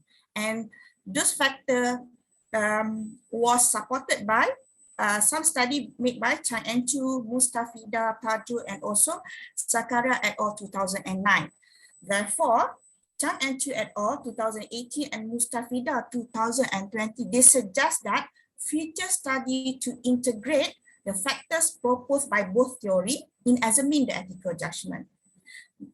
By integrate Hunt and Vital and also theory of planned behavior, the proposed study aim to examine the relationship of organizational ethical climate, ethical sensibility, social influence with ethical judgment, and also to examine the influence of ethical sensitivity in the relationship between organizational ethical climate and also ethical judgment. So in order to fill the gap, it will examine the effect of social influence in auditors' ethical judgment. And the proposed study will add to the body of knowledge by incorporate organizational, individual, and social factor in order to examine a novel solution for auditors' ethical judgment. Okay, there are 3 research objectives, 3 research questions, and 4 direct influence between independent variable with dependent variable. However, there are last hypotheses that related to mediating impact between social influence with ethical judgment. And for the significance of the study, it based on two, whether it is a theoretical significance or practical significance. For theoretical significance, it will extend previous study by integrate Hunt and Vital theory and also theory of planned behavior. And also it will contribute to the body of knowledge in ethics literature because the proposed study will add social factor, namely social influence in the framework. However, when it comes to practical significance, it will provide beneficial insight to the professional auditor on the contribution of recommendation to the management of audit firm, and by adopt MIA by law and IFAC, it will provide guidelines on code of ethical conduct. So it will enhance the awareness among auditors on the ethical judgment. So the scope of the study, it only aims to examine the factor that will influence auditors' ethical judgment. Therefore, it only limits to external auditor who was registered as MIA members. Okay, so there are two underpinning theory for the proposed study. The first one is Hunt and Vital theory and also theory of planned behavior. And all of the summary have been stated in the slide. For organizational ethical climate with ethical judgment to find the direct influence, there are many supporting from the previous study. However, only two support there is no relationship between organizational ethical climate with the ethical judgment. And the second independent variable is ethical. The second independent variable is ethical sensitivity, and also there are many studies found that there are positive relationship between ethical sensitivity with the dependent variable, which is ethical judgment. And furthermore, Jian et al., Prihatin-Tias, and also Zakaria et al. 2009, they identified that ethical sensitivity will mediate the relationship between organizational ethical climate with the ethical judgment. And last but not least is social influence, the main contribution for the proposed study. A few studies identified there are significant relationship between social influence with ethical judgment, and all of the study was actually based on theory of planned behavior on ethical judgment. And Chan and Chu 2018 found that there is no relationship between social influence with ethical judgment. And the last one is the reminder, 5 minutes more. All right. And the last one is on organizational ethical climate with ethical sensitivity. Also, there are many studies found that the positive relationship between organizational ethical climate with the ethical sensitivity. So this is the theoretical framework for my proposed study. The first one is on Hunt and Vital theory to find the direct influence between organizational ethical climate with ethical judgment, ethical sensitivity with the ethical judgment, and also ethical sensitivity as the mediator between organizational ethical climate with the ethical judgment. So the contribution for the proposed study is actually on theory of planned behavior that adopts social influence as to find the direct influence between social influence with the ethical judgment. So this is the summary and gaps in the literature review. There are limited studies that examine the effect of social influence in auditors' ethical judgment. And also there are scarce study has examined the mediating role of ethical sensitivity in the relationship between organizational ethical climate and ethical judgment in auditors' contact. And normally they were tested on consumers, students, and also auditors. And last but not least is lack of study has incorporated the Hunt and Vital and TPB in order to determine the factors that influence the auditor's ethical judgment. So for the research design, the unit of analysis is indeed which is external auditor. This is a quantitative non-experimental research design, and it adopts hypothesis testing and known as a cross-sectional study, which data will be collected at a single moment in time. For the population, it will consist of auditor that work with MIA, that was registered as MIA member, and the data will be obtained by MIA directly release. And using the G-Power software, the sample was recommended for size population is 128, and it was supported by Roscoe 1975, and it was using sampling stratified random sampling. And for data collection, the data will be obtained through answering the research question and also testing the hypothesis. Before that, there will be a pretest on questionnaire. The final questionnaire will be sent to those who are expert in the field. Furthermore, it will amend based on their comments. All the variables will be measured using previous measurement that have been tested in previous study. So for example, you may see that Ethical judgment will be measured using 5 scenarios based on Cohen et al. And as have been tested by Zakaria. While for OEC, it will be measured by 10 skill items adopted by Victor and Cullen. However, it has been tested by Abdullah, Hassan, and also Johari et al. And furthermore, for ethical sensitivity, it will be measured using 7 skill items adopted from Narrowways and have been tested by Thierry and Noclay. And last but not least is on social influence. Social influence will be measured using 4 skill items and have been developed by Atchison and Fishburne 2010 and has been tested by P. Sarajo 2015. And last but not least is about statistical data analysis. The proposed study will be analyzed the data using PLS, SAM, and SPSS version 27. According to Hare et al. 2019, it was appropriate to use PLS SAM in the exploratory stage for theory building and prediction. And for descriptive analysis, is actually to identify the frequency and primary feature of the data. So it will include mean, median, and also standard deviation. And for measurement model, it will be tested based on 2, whether it is a validity test or reliability test. Validity test will be tested using convergence test and also discriminant test. While for reliability test, it will be based on Cronbach alpha and also composite reliability.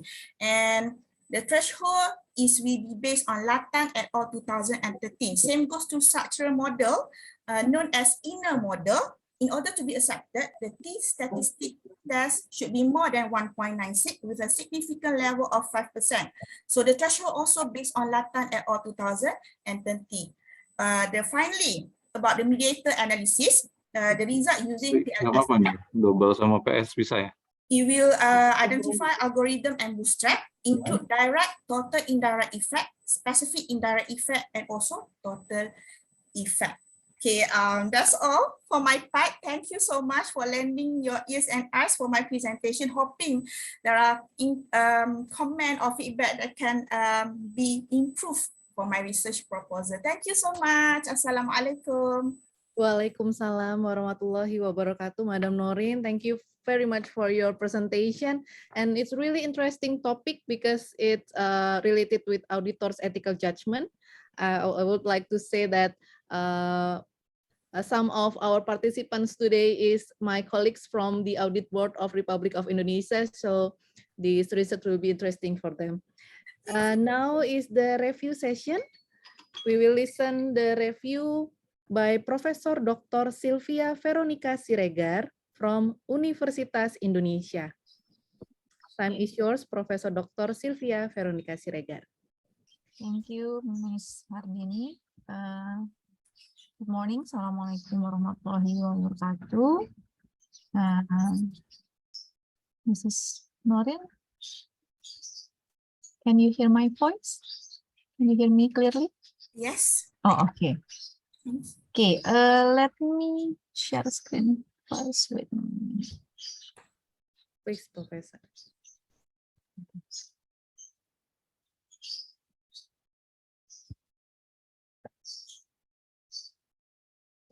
Okay, so your paper is about the impact of organizational, individual, and social influence characteristics on auditors' ethical judgment. It is a very interesting topic. You already explained about the background, the motivation of the study, also about the theoretical background, hypothesis development, and then about the methodology. I noticed that there are several improvements in your presentation compared to the version of the paper that I was received. Maybe because in the meantime between the you hand over the paper to UI and today you have already made several adjustments. But I have already made the comments based on the previous version of the paper. Okay, so maybe we can start from the introduction first. You already elaborate about what motivate what makes this topic is interesting. For example, you already mentioned about several cases involving involving external auditors. For example, Enron, WorldCom, etc. In your previous version, actually you just mentioned several cases that was happened in the release of 2000, Enron, WorldCom, etc. But in your presentation, I noticed that you have updated the cases involving recent cases. For example, there are cases involving PwC, etc. And then you also mentioned several cases in Malaysia. Actually, that is related to the first comments, because in your previous version about those recent cases, because you study about auditors' ethical judgment in Malaysia. I think it is important for you to provide several cases, especially those cases in Malaysia, so you can convince the readers that this is actually something that needs to be investigated, because there are several cases involving auditor, which makes the ethical judgment of the auditors are being questioned by the public. So that's why this topic is interesting. But I noticed that you have updated those cases in your recent presentation. So that's the first one. And then you also explain about the contribution of your paper. For example, you mentioned about that your study attempts to extend those prior studies, and you already mentioned several of those prior studies. But maybe I don't read the last version of your paper. Maybe in the full version of your paper you already elaborate more on this issue. But based on what I read, the explanation about the novelty of your paper needs to be elaborate more. For example, you have to be more specific about the differentiation between your study and previous studies. You already mentioned about the social influence. If I'm not mistaken, that is one of your main contribution. But maybe you can also elaborate more. What about previous studies have investigated about social influence? Is it about integrating those two theories? Is there no previous studies already integrate those two theories? Or maybe there are studies already integrate those two theories, but not for auditors' ethical judgment, but maybe for other setting, maybe in general cases, maybe in the company or etc. If there are previous studies like that already integrate those two theories, I think you need to consider as well to put those research, to put those studies in your literature review, so you can provide more comprehensive picture about what have been investigated currently currently in the previous studies, and then you can elaborate about the novelty of your paper.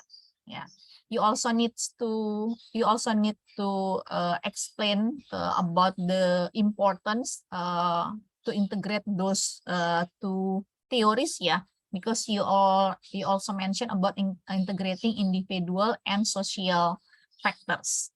Why those two factors need to be integrated? Whether previous studies have not considered integrating those factors, or maybe there are previous studies already integrating those two factors, but there are still several loopholes, several things that you need to be examined further in your study. Maybe you can consider to put several arguments to support about your contribution. That's about the introduction. And then the second part is about literature review and hypothesis development.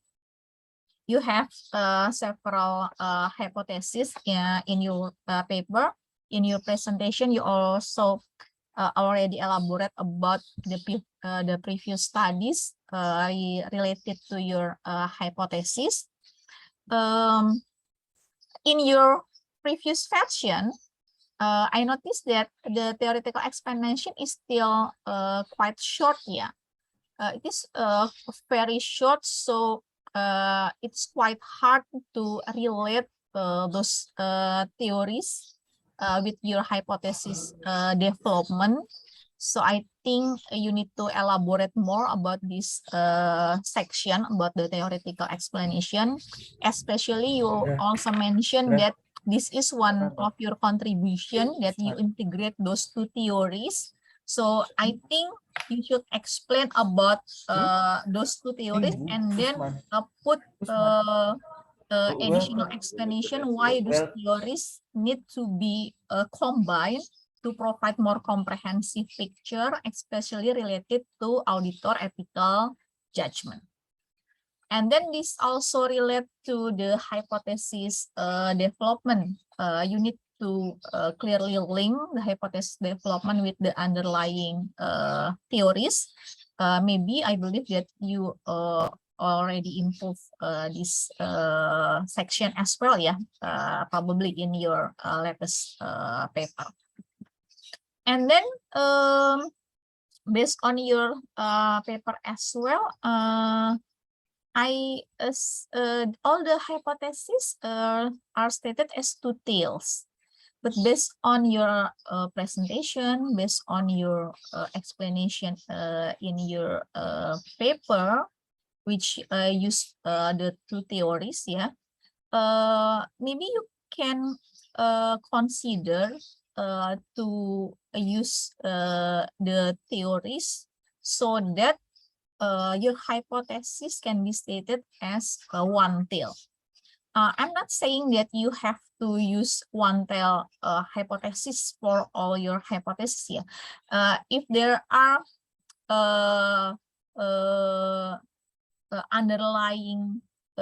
if your underlying theories provide support for those two tail hypotheses, I think it's okay. But from what you explain and from what have been written in your paper, I think the explanation, the underlying basis of your theory can be used as a basis to develop one tail hypothesis. So you can specify a direction, yeah. For example, from social influence to ethical judgment, maybe you can specify a direction, whether it has a positive or negative influence instead of using two-tail hypothesis. So you can have more strong hypothesis development. Okay, I think that's all for literature review and hypothesis development. And then the last part is about the research method, the methodology. You already mentioned about the methodology in your presentation. You use a survey, you are using a questionnaire, and then you will distribute the questionnaires to your selected respondents. You already mentioned as well about your respondents, which are auditors, external auditors in Malaysia. But maybe you can also explain, yeah, in your paper about the criteria. What are the criteria for selecting your respondents?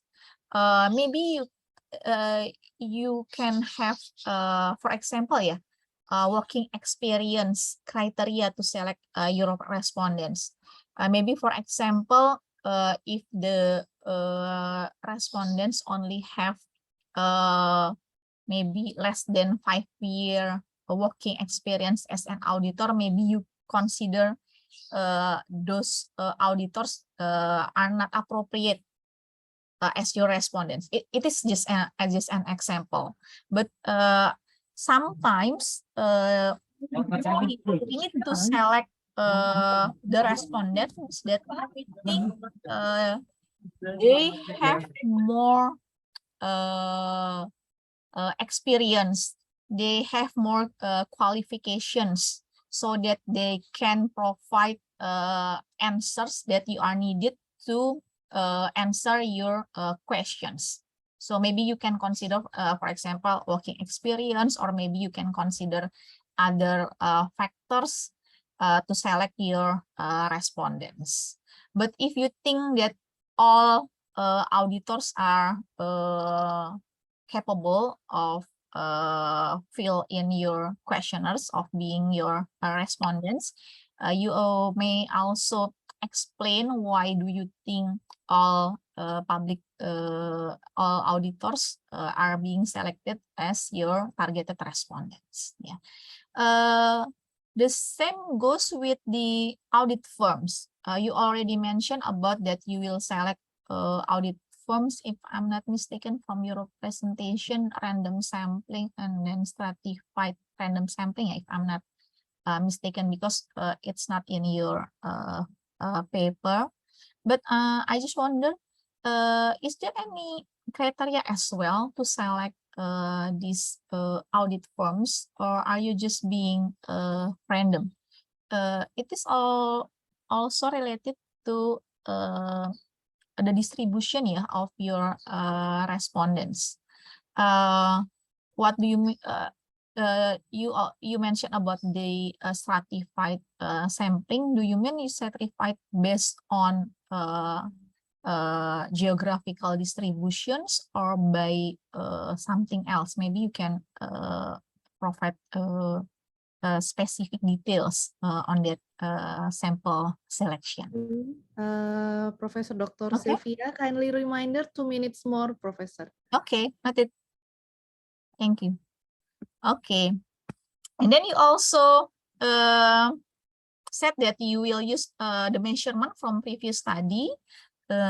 So basically, this is the questionnaires, yeah, if I'm not mistaken, yeah. So you are going to use questionnaires that already developed from previous studies. You already mentioned several previous studies, and it has been the questionnaire has been tested by those studies. But I just wondering, is there any plan to modify the questions in the questionnaires, considering that you mentioned that there are novelty of your study? So based on the novelty of your study, that you put social influence in the context of auditor ethical judgment, will this variable social influence in the auditor ethical judgment, if haven't been explored in the previous studies, so it means that you have to slightly or significantly maybe needs to modify the previous version of questionnaires from previous studies. Yeah, maybe you can also explain about this in your methodological methodology section in your paper. Maybe that's all from me, but again, it is a very interesting paper. The topic is really important. So hopefully you can finish your research and publish it in a good quality international journal. Congratulations. So much, Doctor, for the comments. I'm hoping that I can get the slide. Okay. I will send it to the committee. Thank you very much for your review and feedback, Professor Dr. Sylvia Veronica Siregar. And thank you very much for your presentation, Madam Nurin Azilan Nawi, for this second presentation from UiTM. Now, ladies and gentlemen, before we continue to another session of student presentation, let's see the video of cultural performance of Indonesia, please.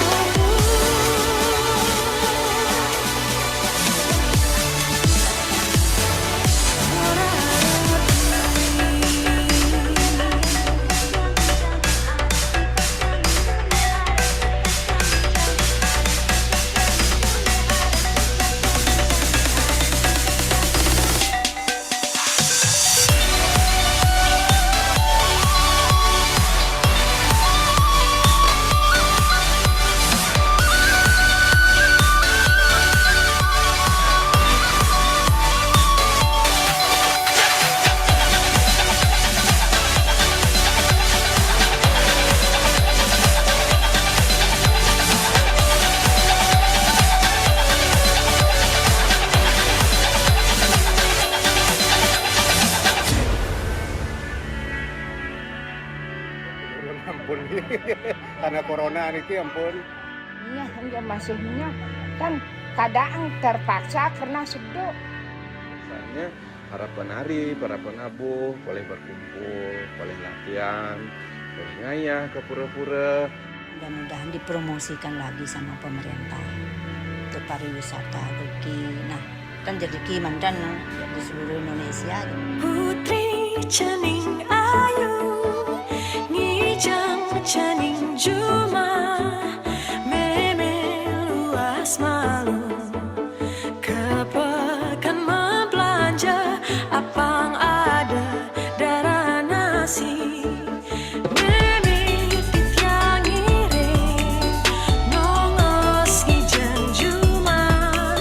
Sambil pundo aja titia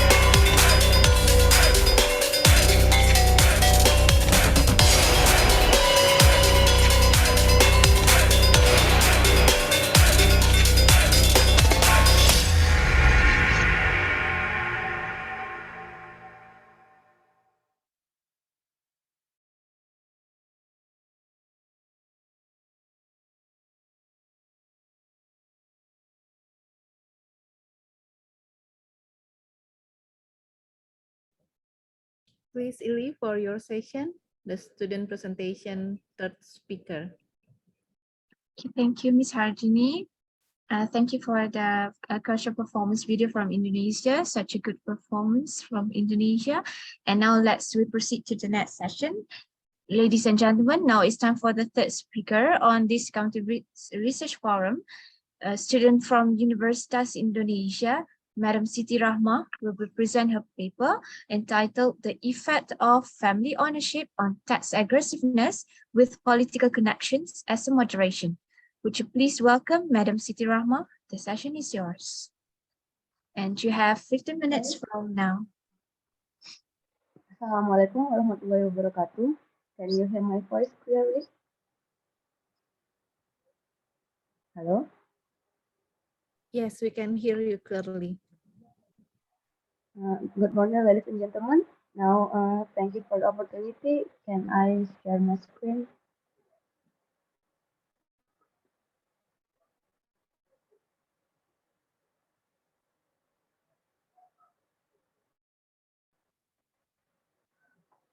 Right.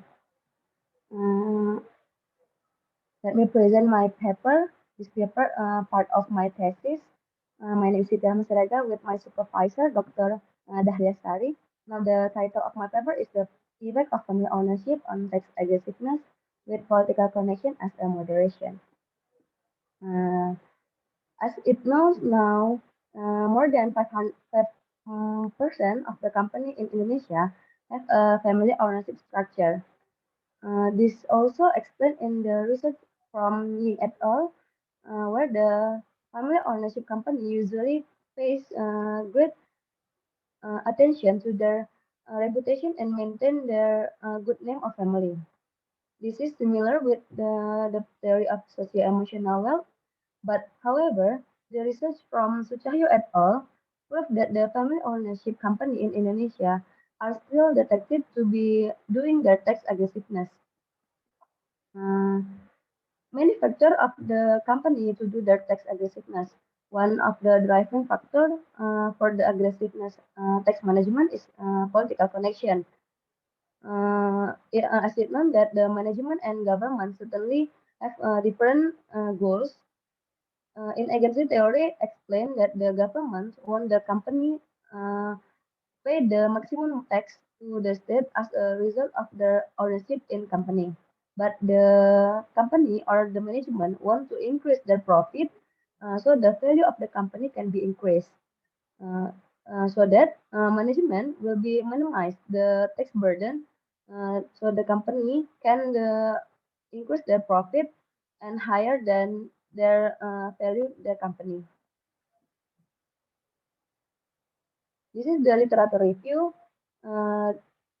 Can be provide my research question where the socio-emotional wealth as a theory, ground theory, asking by the company with the family ownership can continue to try to improve their image in the public because the negative image in public as a result of the company performance can one of the bad omitted any special feature, such as the feature of the family ownership is keeping a good name of the company of their family.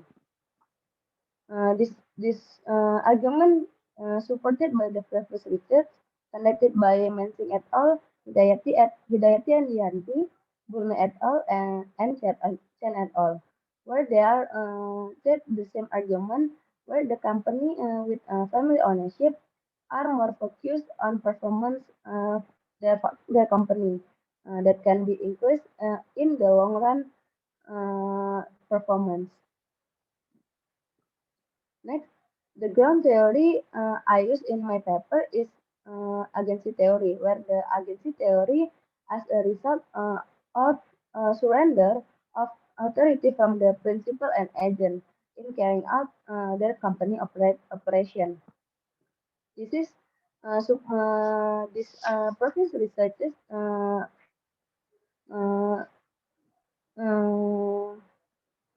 can be supported my hypothesis is from Mutakin et al., Wahab et al., and Munkarmansyah et al., where when there is same argument where the family with family ownership company with political connection can provide benefit in the form to protect their investor.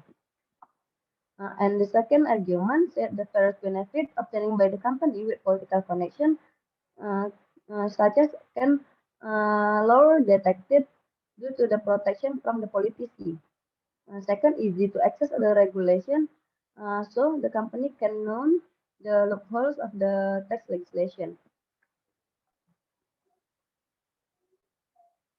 Next, the population of this research use all company on Indonesia Stock Exchange from the 1st January 2017 until 31 December 2019. This the sample accepted by except financial sector and the estate sector company. The final sample are 484 companies from 3 years observation. This is the model I use to answer the research question, where the second model will be tested 2 times by created political connection variable decided on each level.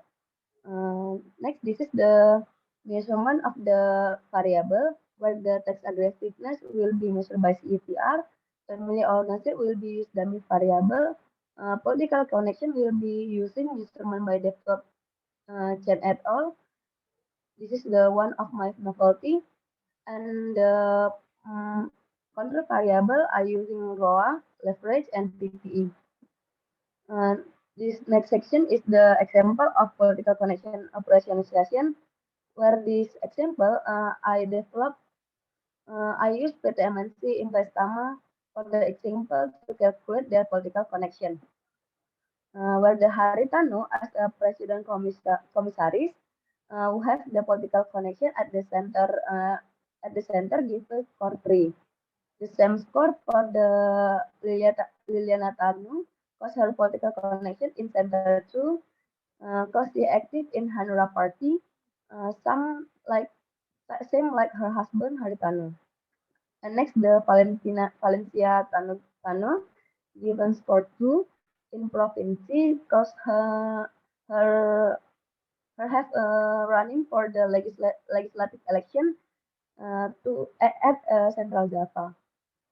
Besides on the calculation, it known that PT MNC Investama has a stronger political connection in center. It evident from the calculating of political connection at the central level has a higher more than province level.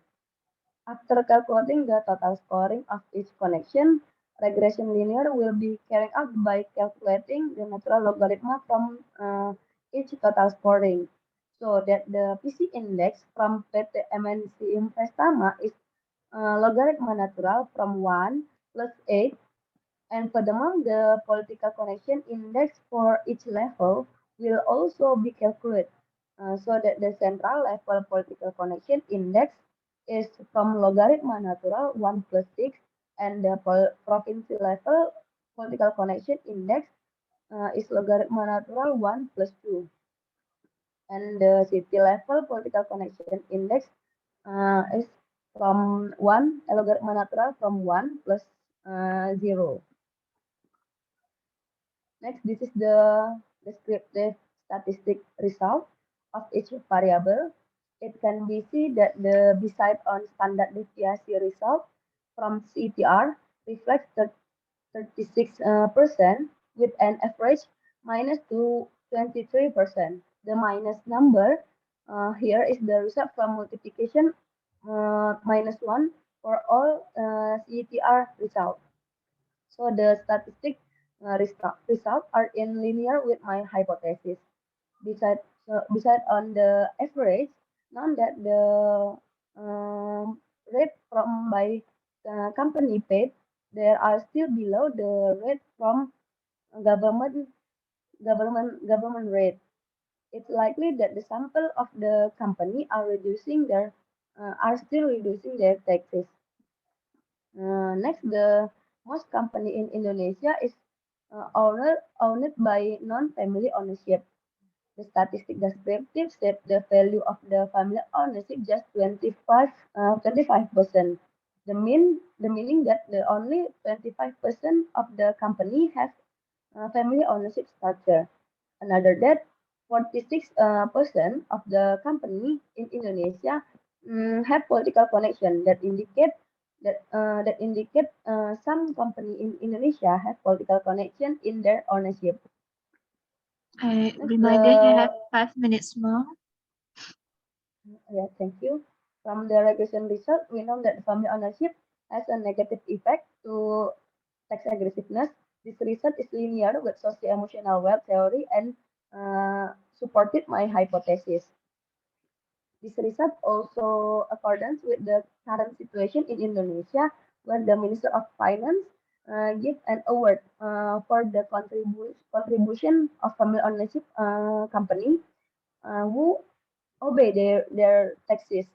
This award was given to owner from Adaro Energy, owner from Tripurta Group for their obey in paying taxes. This showed that the family ownership company in Indonesia tend to be not to be aggressive in their tax management activity as an effort to protect their reputation and image of the owner family that from taxation.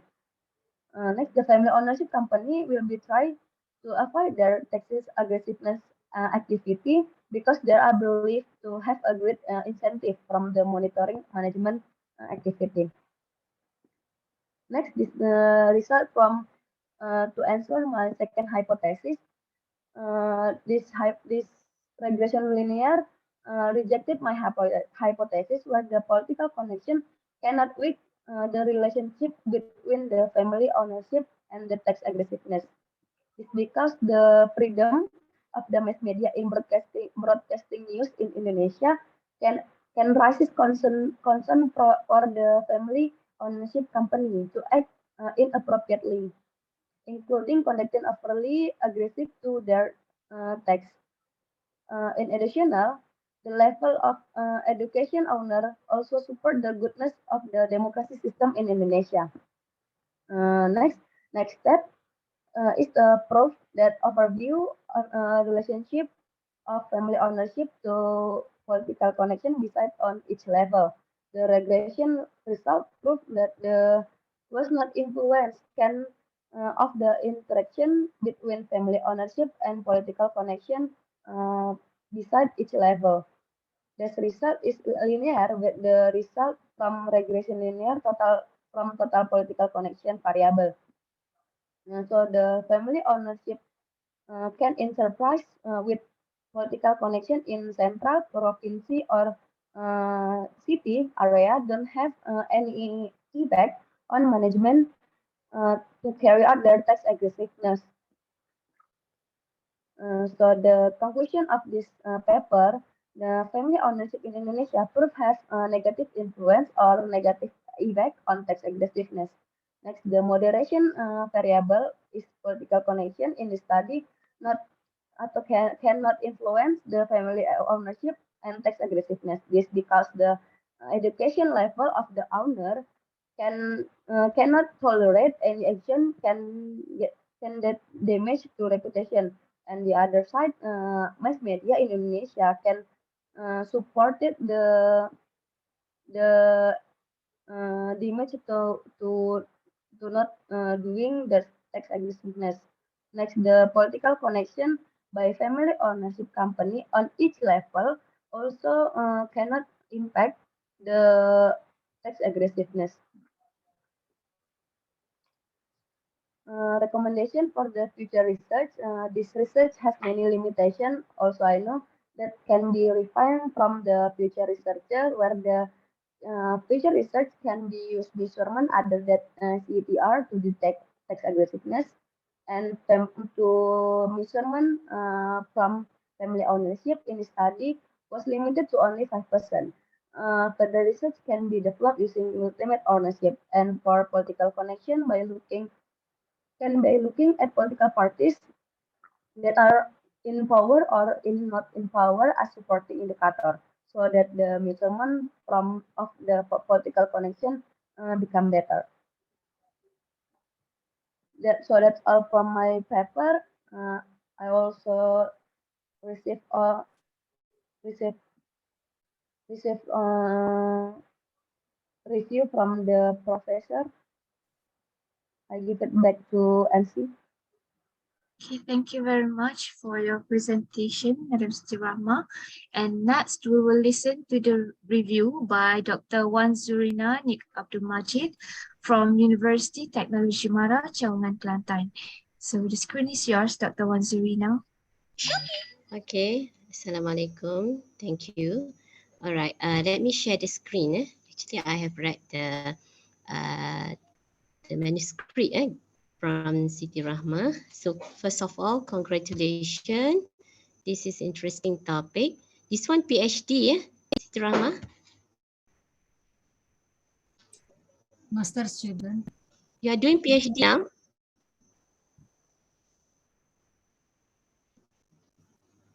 Master student, Prof. Okay, let me share the screen, the one that I already commented. Okay, can everybody see the screen? Yes. Boleh nampak tak? Yeah, yes. Yes, we can see it. Okay. So let me go through one by one. So the title of the research, this one is PhD level. Am I right, Siti Rahma? You are doing PhD now? She is on Okay. master degree. Master degree, okay. So, all right, for this title, the title of the research, to me, it does reflect the whole story of the research. But then if you would like to consider my suggestion for the topic, it can be like family ownership, political connection, and tax aggressiveness. Maybe you can put in Indonesia, for example. Okay, so this is my suggestion. You can take this, you can consider this part. Okay, all right. So that would be for the topic. So for the introduction part, I would be very comfortable if you add more motivation. Okay, for example, you look at the institutional setting in Indonesia. Okay, so what you can do is you can highlight what have already done. Okay, for example, look at from the study in Indonesia. Okay, specifically in Indonesia, what have been done and what is still lacking.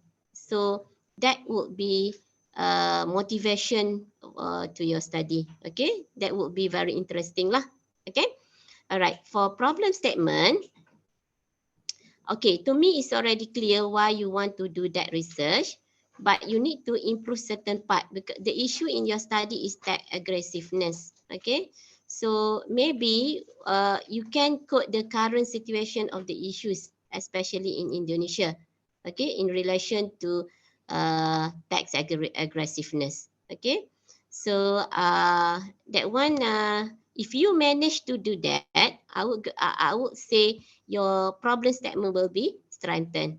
Okay, so the one that I did mention just now relating in relation to the rationale and justification for the research gap is already there. It's already there. You already highlighted. Okay, so for research objective and research question, no issue. To me, it is clear. Okay, for literature review, I already seen and already checked. Okay, you already highlighted most of the references. Is already quite recent. But please, again, let's say if you would like to, once you have completed your master degree, for example, please check. Okay, if possible, add the letters, add more some references, okay, some literature review to add, to be added inside you punya manuscript lah, to ensure that it reflect the latest literature, okay. And another part, when we look at from the hypothesis, all right, you did mention and it's very clear, but when you go to hypothesize certain issues, certain relationship, you need to take a stand. You need to take a stand when you hypothesize for certain relationship, regardless of whether you are using the directional or non-directional, the one that you already use in your writing it is more to directional method, but it's okay directional or non-directional. But to me, you need to take stand. You need to take stand. What I meant here is that when you go for discussion, let's say according to this person, okay, dia cakap apa, dia mention what on certain issues, especially on the tax avoidance and another arguments, and you need to take stand.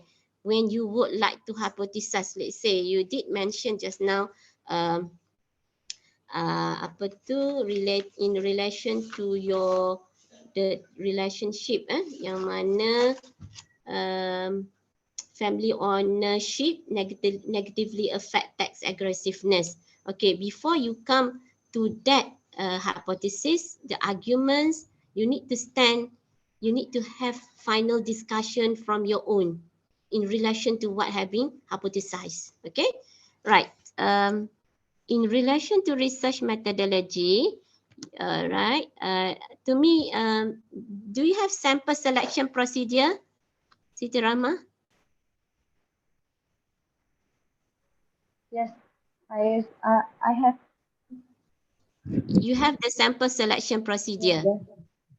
If possible, put in a form of table, so it will look very clear the year selection, because you are doing the secondary data by using the archival method. Am I right?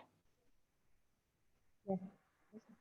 Okay. So it will help you to be very clear when you come up with the table for the sample selection procedure, the year that you already pick up for your study, and also another part. You did mention about the two models in your study. So you need to justify according to the models that you are going to use. You need to justify. Are you following which model, which author in relation to the models that you already chosen? Okay. And then for the last part, so partition your significant, your contribution of the study, if possible, according to theory and practical. Okay, theory maybe it is in relation to what you already highlighted, and practical, how it will contribute to practical part, maybe on the policy ke, it's up to you lah, as long as it go to practical way. So you partition into that two, that would be very interesting. The rest should be okay. All right, the rest should be okay. Very good. Okay, Siti Rahma and team, and also to the supervisor who supervise Siti Rahma. So I wish you best of luck, inshallah. So you just add whatever have been suggested. Okay, inshallah it will polish your manuscript, your thesis. Okay, that's all from me. Thank you. Thank you. So, can I have your word? So Siti Rahma, I really hope that you try your level best.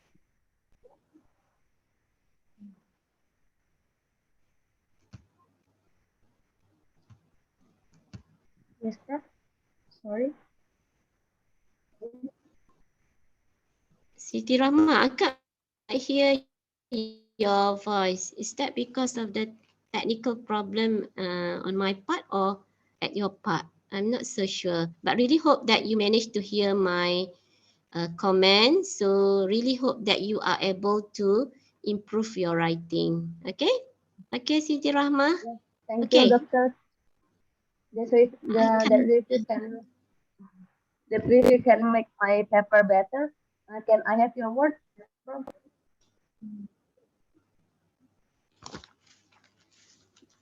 Okay, another part, please hold on. I just want, I have one question. Why you limited to 5%? Siti Rahma, last slide I noticed just now, you limited to 5%. Are you following any of the previous researcher? Yes, doctor. Previous researcher use 5% to limit the family ownership. You are following which researcher? From Hidayati and Dianti paper, because the title from Hidayati and Dianti have the same title with me, but the political connection from previous research just use dummy variable. So my novelty is using Chen et al. Development research, development measurement. Okay, you are using the dummy variable. So my advice again for this part, you can take a look at the other research. Please look at the Scopus paper to ensure that it will guide you on how you are going to measure your family firm. So it will help you to strengthen your paper. Okay? All right, Siti Rahma? Okay, the rest should be okay. So another part, is that the finding of your study, is that reflect the true performance, especially on the political part in Indonesia? I'm so sorry, Dr. Wan. I think we have a limitation in time. Okay. All right. So this topic Another interesting. That's why so many agenda, questions right? to ask. All right. Thank you very much, Okay, you Dr. are Wan welcome. and Nick Abdul Majid, for your review, and thank you, Siti Rahma, for your presentation. Next, we will listen to the presentation of the last speaker, student from Universitas Indonesia, Madam Ari Rahayu, with paper entitled How Do Firms Respond to IFRS 16 Announcement? A study on its propensity to lease. Time is yours, my colleague, Ari Rahayu. Thank you, Mbak Dini. Permission to share my screen? Yes, please.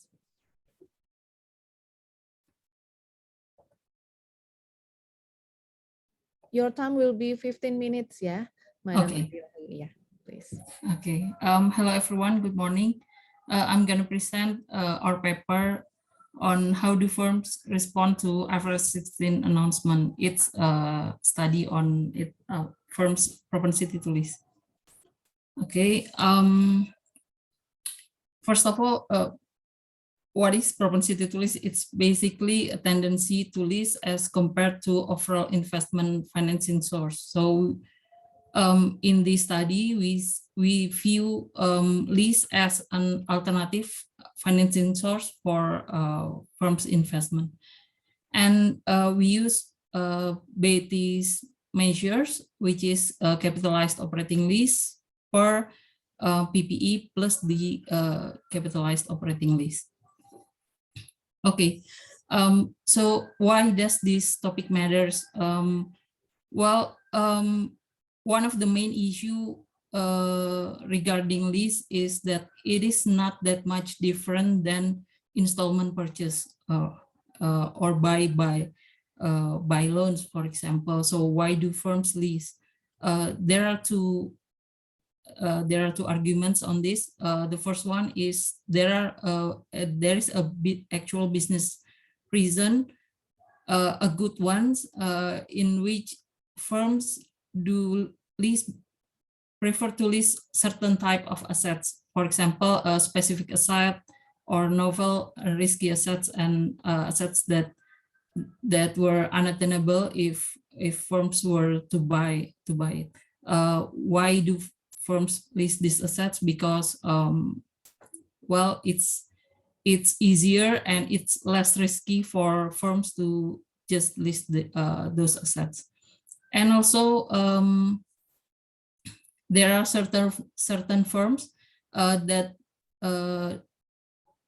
have no other option than lease. For example, like financially constrained companies.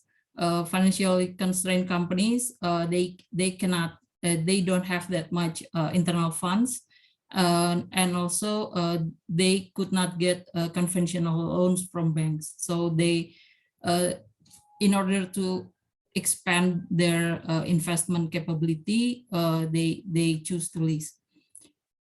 And there, the second argument, the accounting ones, is for the off-balance sheet benefits of leasing. So before IFRS 16, assets from operating lease does not need to be recognized in the balance sheet. So firms will have a better leverage and return on investment ratio. So there's that advantage. But in January 2016, IASB announced or issued IFRS 16, which basically capitalized all these with only a few exemptions. And the IFRS 16 will be effective in 2019. So there are 3 years for firms to prepare to transition into the new accounting standard. So our research question is there a change in firms' propensity to lease after the announcement of IFRS 16? Or in other words, is leasing become more attractive, or it become less appealing, or maybe it doesn't change at all? So this is our research question. Our contribution, our academic contribution is surprisingly, there is only a few propensity to lease literature to date. And the second one is we hope to inform standard setters on how metrics affect actual business decision. Of course, the assumption is accounting standard affect business decisions in a good way, but sometimes it's not the case, like in real earnings management research streams. Okay. As for our hypothesis, there are 2 reasons for leasing, but we lean more into the off-balance sheet financing because simply because it applies to bigger part of the population. Whilst we argue that the actual business reasons applied only specific assets and only certain type of firms, but the off-balance sheet financing could be experienced by most of the firms using the operating lease. So we argue that propensity to lease will be lower after IFRS 16 announcement, because if firms do lease because of the off-balance sheet benefits, then after IFRS 16 announcement, the benefits will be gone, and then leasing will become less appealing to the overall firms. Okay, this is our sample. We use UK firms available on Refinitiv database, and our period is 2014 to 2018. We have to exclude 2016 because we use like operating lease payments. So the 2016 variables would use 2015 operating lease payment, which were not the announcement period yet. Okay, and this is our data. We basically use all firms that have December 31st, 2021 as their latest balance sheet date. This is just something that have to do with Refinitiv database. And then we exclude finance and real estate, basically because it's they're the lessor. They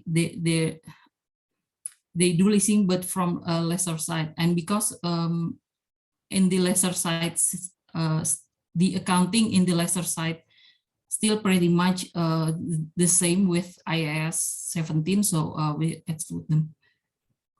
Okay, this is our model.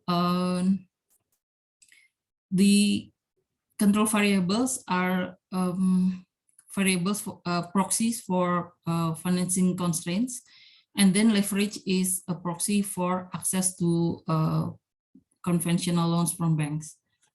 Okay, and this is our descriptives. We use lots of indicator variables. This is maybe also a limitation.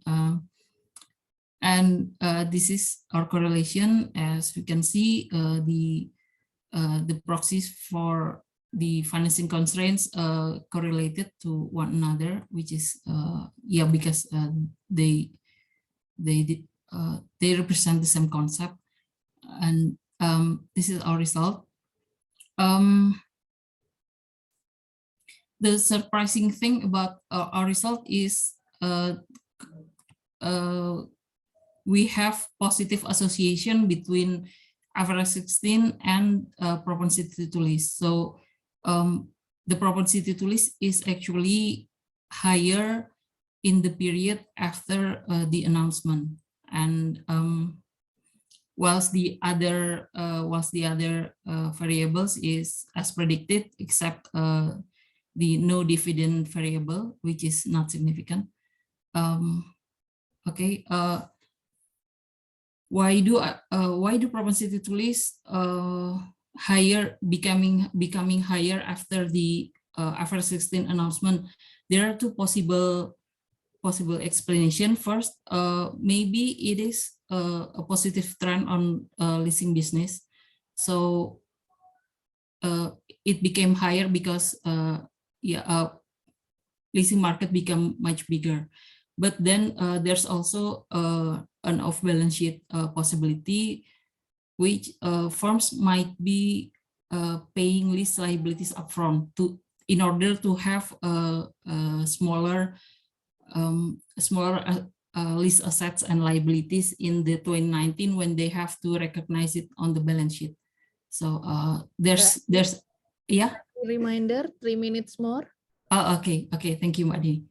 Okay, so there's a catch on IFRS 16 in which firms do not recognize the underlying assets, but they recognize the present value of the contractual liability payment.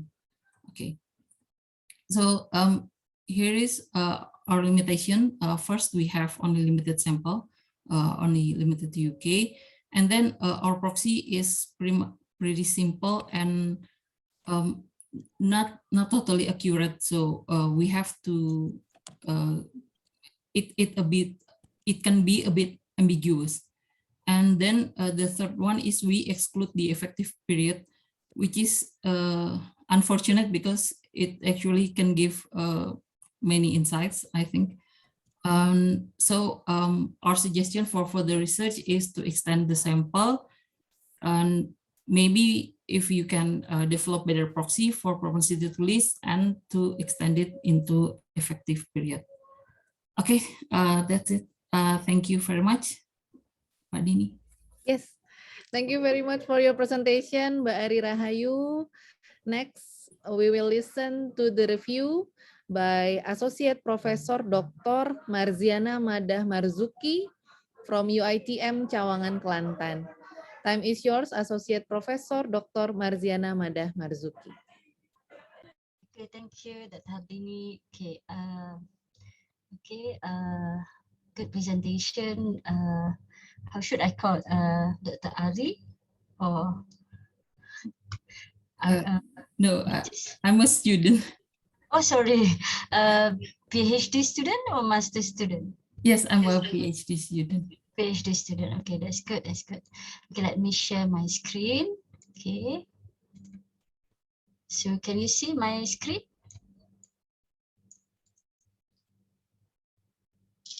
Everybody can see my screen? Yes, Doctor. Yes. Okay. Okay. So I think very interesting topic in terms of IFRS 16, because this is, I think this study is more towards the event study. Okay, so let me explain one by one. Okay, so when I read the paper, okay, first of all, in terms of the introduction, I think not so much problem on the introduction, because like Ari has explained just now, this study is, have quite a good motivation topic to be studied. Okay, but a few things need to be pay attention in order to improve the study better. Okay, so the first one is when I read the paper, okay, in the first paragraph of the paper, okay, it has been mentioned the objective of the study to study how the firms respond to the announcement of the IFRS 16. But I think in terms of the writing flow, okay, the objective of the study should be stated after the explanation of the problem statement in the last paragraph of page 3. If you can see, if you can still remember your paper, okay, in page 3 actually, okay,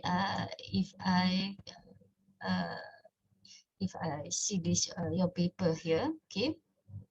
Okay, you have stated somewhere in page 3, it is interesting then to examine how did companies respond to the IFRS 16 announcement. So this is where should be your objective. Okay, so your objective should be stated after you have explained the problem statement. So it will answer the explanation of your problem statement. So because of your problem statement, then that's why you want to study the objective. Okay, get it, Ari? Okay, and then second one is there is no explanation on the research gap. Okay, so for your information, in PhD, okay, the most important thing is not only about the data or the data analysis, but one is also important is your research gap. Okay, because your research gap will highlight your contribution. Okay, what has been done before on the how firms respond to the IFRS 16 announcement. Is there any study that has been done before? Okay, I can't find any explanation on this, Ari. So maybe I think maybe you have already in your readings for the purpose of your PhD, but maybe it is not stated in your paper. Okay, so it is good if you can highlight in your paper the research gap. Okay, so you have highlight the problem statement. So the problem statement is before the IFRS 16, firms tend to put as a off balance sheet, but after IFRS 16, then the firms have to capitalize. Okay, so the problem statement is you have highlighted it, but there is no explanation what has been done so far by the researchers, by the previous researchers on the topic. So maybe you can explain what has been done so far on the announcement of IFRS 16 and how the firms respond. So what is your contribution here? So what has not been done by the previous research? Okay, so I can't find any, so maybe you can put it after this, huh, Ari? Okay, and then in the introduction also you mentioned some of the good literatures explaining on the effect of IFRS 16 announcement and also adoption. But I can't find many literatures that have been cited in the paper how the firms respond to the announcement of IFRS 16. So maybe you can cite a few studies that has been done so far on stating on how the firms respond to the IFRS 16 announcement. Okay. Okay, still in the introduction, Okay, so when I read the paper, it has been mentioned also in your paper, if most companies previously used leasing for its off-balance sheet benefits, then we should see a downward trend in their propensity to lease. Okay, so meaning that after the regulators has announced the amendment of IFRS 16 to capitalize, you expect that because of the announcement after the IFRS 16, you expect that there is downward trend in the propensity to lease. Okay, my question is, it may be the company may not reduce the propensity to lease, not because of IFRS 16, but maybe because of their financial position has been improved. Okay, because it has stated in your paper that usually the company that has financial constraint, financial problem, they have the tendency to lease, the propensity to lease, right? So after the announcement of IFRS 16, so they may reduce the trend of propensity to lease because they need to capitalize. But the argument is it may be the firms reduce the propensity to lease, not because of the announcement of IFRS 16, but maybe because their financial position has been improved. Get it, Ari? You can get my point, okay? So how you want to control this situation, okay? Because your argument here, you put the hypothesis that company have the less tendency to lease because of the IFRS 16 announcement. It may not all the time because of the IFRS 16. So people may tend to argue they reduce the propensity to lease not because of IFRS 16, but because of their financial position has been improved. Okay, so Kindly maybe reminder, Dr. Marziana, your time will 5 minutes more. Okay. And then there is one statement here. It was one of the few research, so maybe you can cite the few research that you have mentioned here. And then in terms of literature review, I can see that there are less recent studies, so maybe you can add after this. And there are less literatures mentioning on how firms respond to the amendment of IFRS 16. So maybe you can add on the empirical one. And then it is good if you can put the theoretical explanation on how firms respond and why, the theory. Okay, what is the theory that you are going to use? Because PhD is very important to highlight the theory. Okay, and then the hypothesis development also, I think, is quite weak in terms of developing the hypothesis.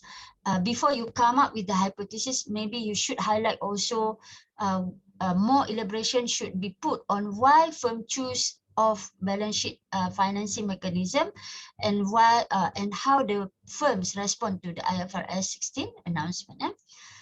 Okay, in terms of research methodology, I think you have mentioned in your presentation just now, but in your paper, there is no explanation on variables, whether this variable are control variable or part of your independent variable, or maybe you can put a subtopic in your paper as a variable measurement, okay? I think this one has been explained just now, okay? And then maybe you can look after this. It has been stated in your paper, it assumes missing that data means firms not paying dividend at that year, nor were rated, so we assign the value of 0. So my question is, they pay no dividend, so why we put as 0? No dividend, you investigate no dividend, and no div means stands for no dividend, so it should be 1, right? If they pay no dividend, all right, okay. So maybe you can amend after this. Okay, the most interesting part is your result. You found the FRS 16 was significantly and positively associated with lease, and very good. You have provided the 2 possible reasons for the contradict findings, but unfortunately there is no citation. So maybe you can put the citation to make your argument more stronger. Okay, and last one is your conclusion. Okay. You have concluded, but there is no implication of the study. So you said that it has been stated, you summarize that it could be interpreted as support this one, right? So it needs to be developed further. What do you mean by so it needs to be developed further? Okay, what is your suggestion to the regulators? What is the suggestion to the firm? If IFRS 16 announcement can enhance the propensity to list, so what is your suggestion to the regulators? What should firms do? So you should put your recommendation to, this is where you can highlight the contribution of your study. Okay, Ari, get it? Okay, I think that's all. Thank you so much. All the best, Ari. Very interesting topic. Thank you, Dr. Marziana. May I have your review? Sure. I will give after this. Okay, Ari. Thank you. Thank you. Thank you very much for your review and feedback, Associate Professor Dr. Marziana Madah Marzuki, and also thank you very much for your presentation, Mbak Ari Rahayu. And now is the next session, please, Ili. So that is the end of student presentation session. And before we continue to the announcement of best speaker and best paper, let's all of us see the video of culture performance of Malaysia.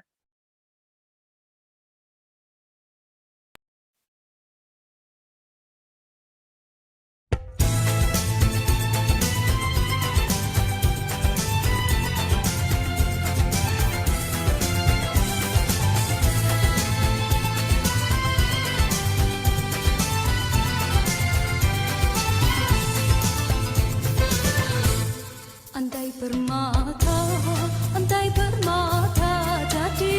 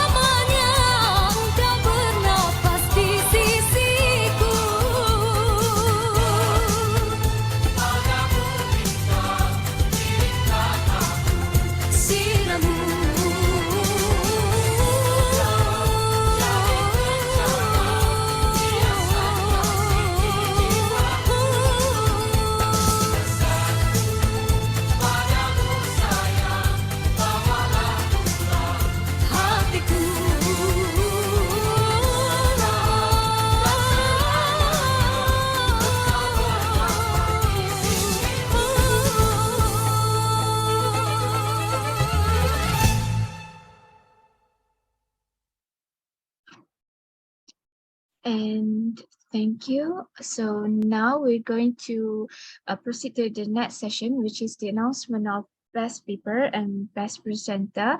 Yes. So I would like to invite Dr. Mahiran Zakaria and Ibu Desi to announce best presenter and best paper. Okay. Yeah, I will announce first. Okay, first of all, Assalamualaikum warahmatullahi wabarakatuh. Thank you for all student presenters, discussants, and also all participants, our beloved MCs and moderators today. Yeah, we are very happy that our 2 days workshops or conferences, some symposium, yeah, accounting research symposium, has been run smoothly, and we hope that this symposium will give us knowledge and also enhance our capabilities in research and improve the papers of all presenters before submitting to the international reputable journals. And also, we here in postgraduate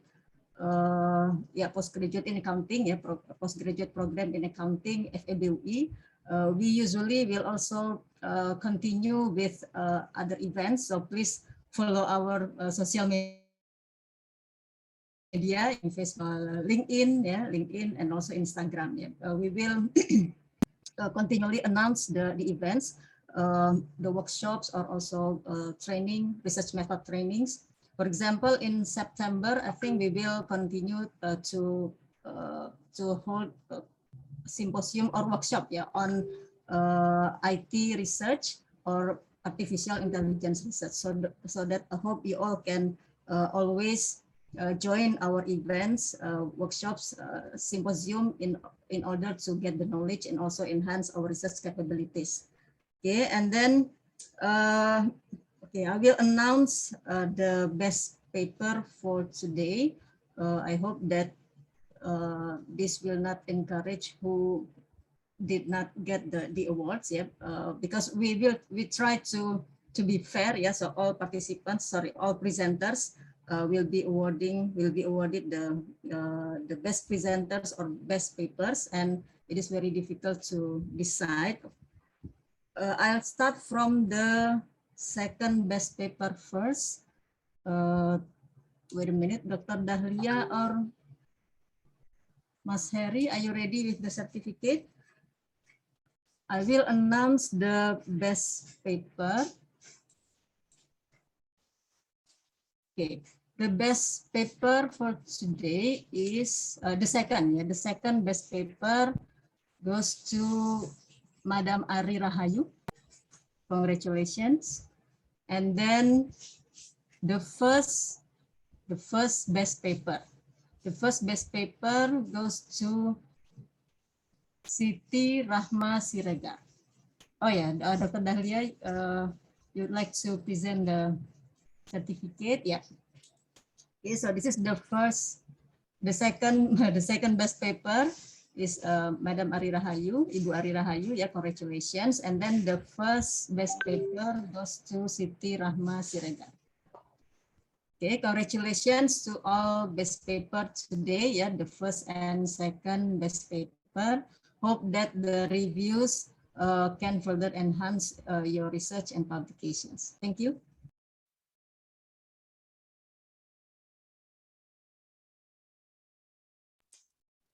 And for the next session will be the announcement for the best speaker.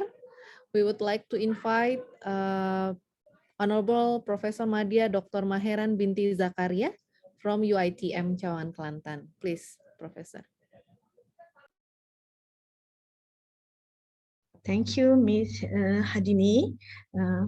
Thank you also to Dr. Desi who announced the Best Paper Award. So in my part, I was given the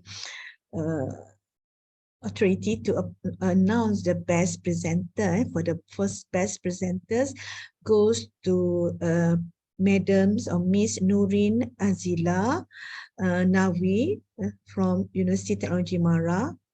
Okay, that is the first one, and for the second best presenter goes to Nurin Azila Nawi. And then for the first best presenters goes to Madam Junaida Hanim Ahmad. Okay, congratulations for both of them. Okay, so that actually is not the awards that's matter, but actually it's the exposure and the knowledge that they get from the discussions, and then for being exposed to present in these great events. Thank you. Congratulations. Okay. Thank you, Professor Madia Dr. Maheran binti Zakaria for the announcement of best presenters. And we would like to say congratulations to all the best speaker and best paper in this forum. Finally, by saying Alhamdulillahirabbil alamin, this accounting research forum will be closed, and hopefully this will be benefit for all of us. And again, we would like to say thank you very much for all reviewers, speakers, and all the participants, both from Universitas Indonesia and University Technology Mara, Chongan, Kelantan. Assalamualaikum warahmatullahi ta'ala wabarakatuh. Waalaikumsalam. Thank you, everyone. And thank you, and congratulations once again for the best speaker and best paper. Thank you, everyone.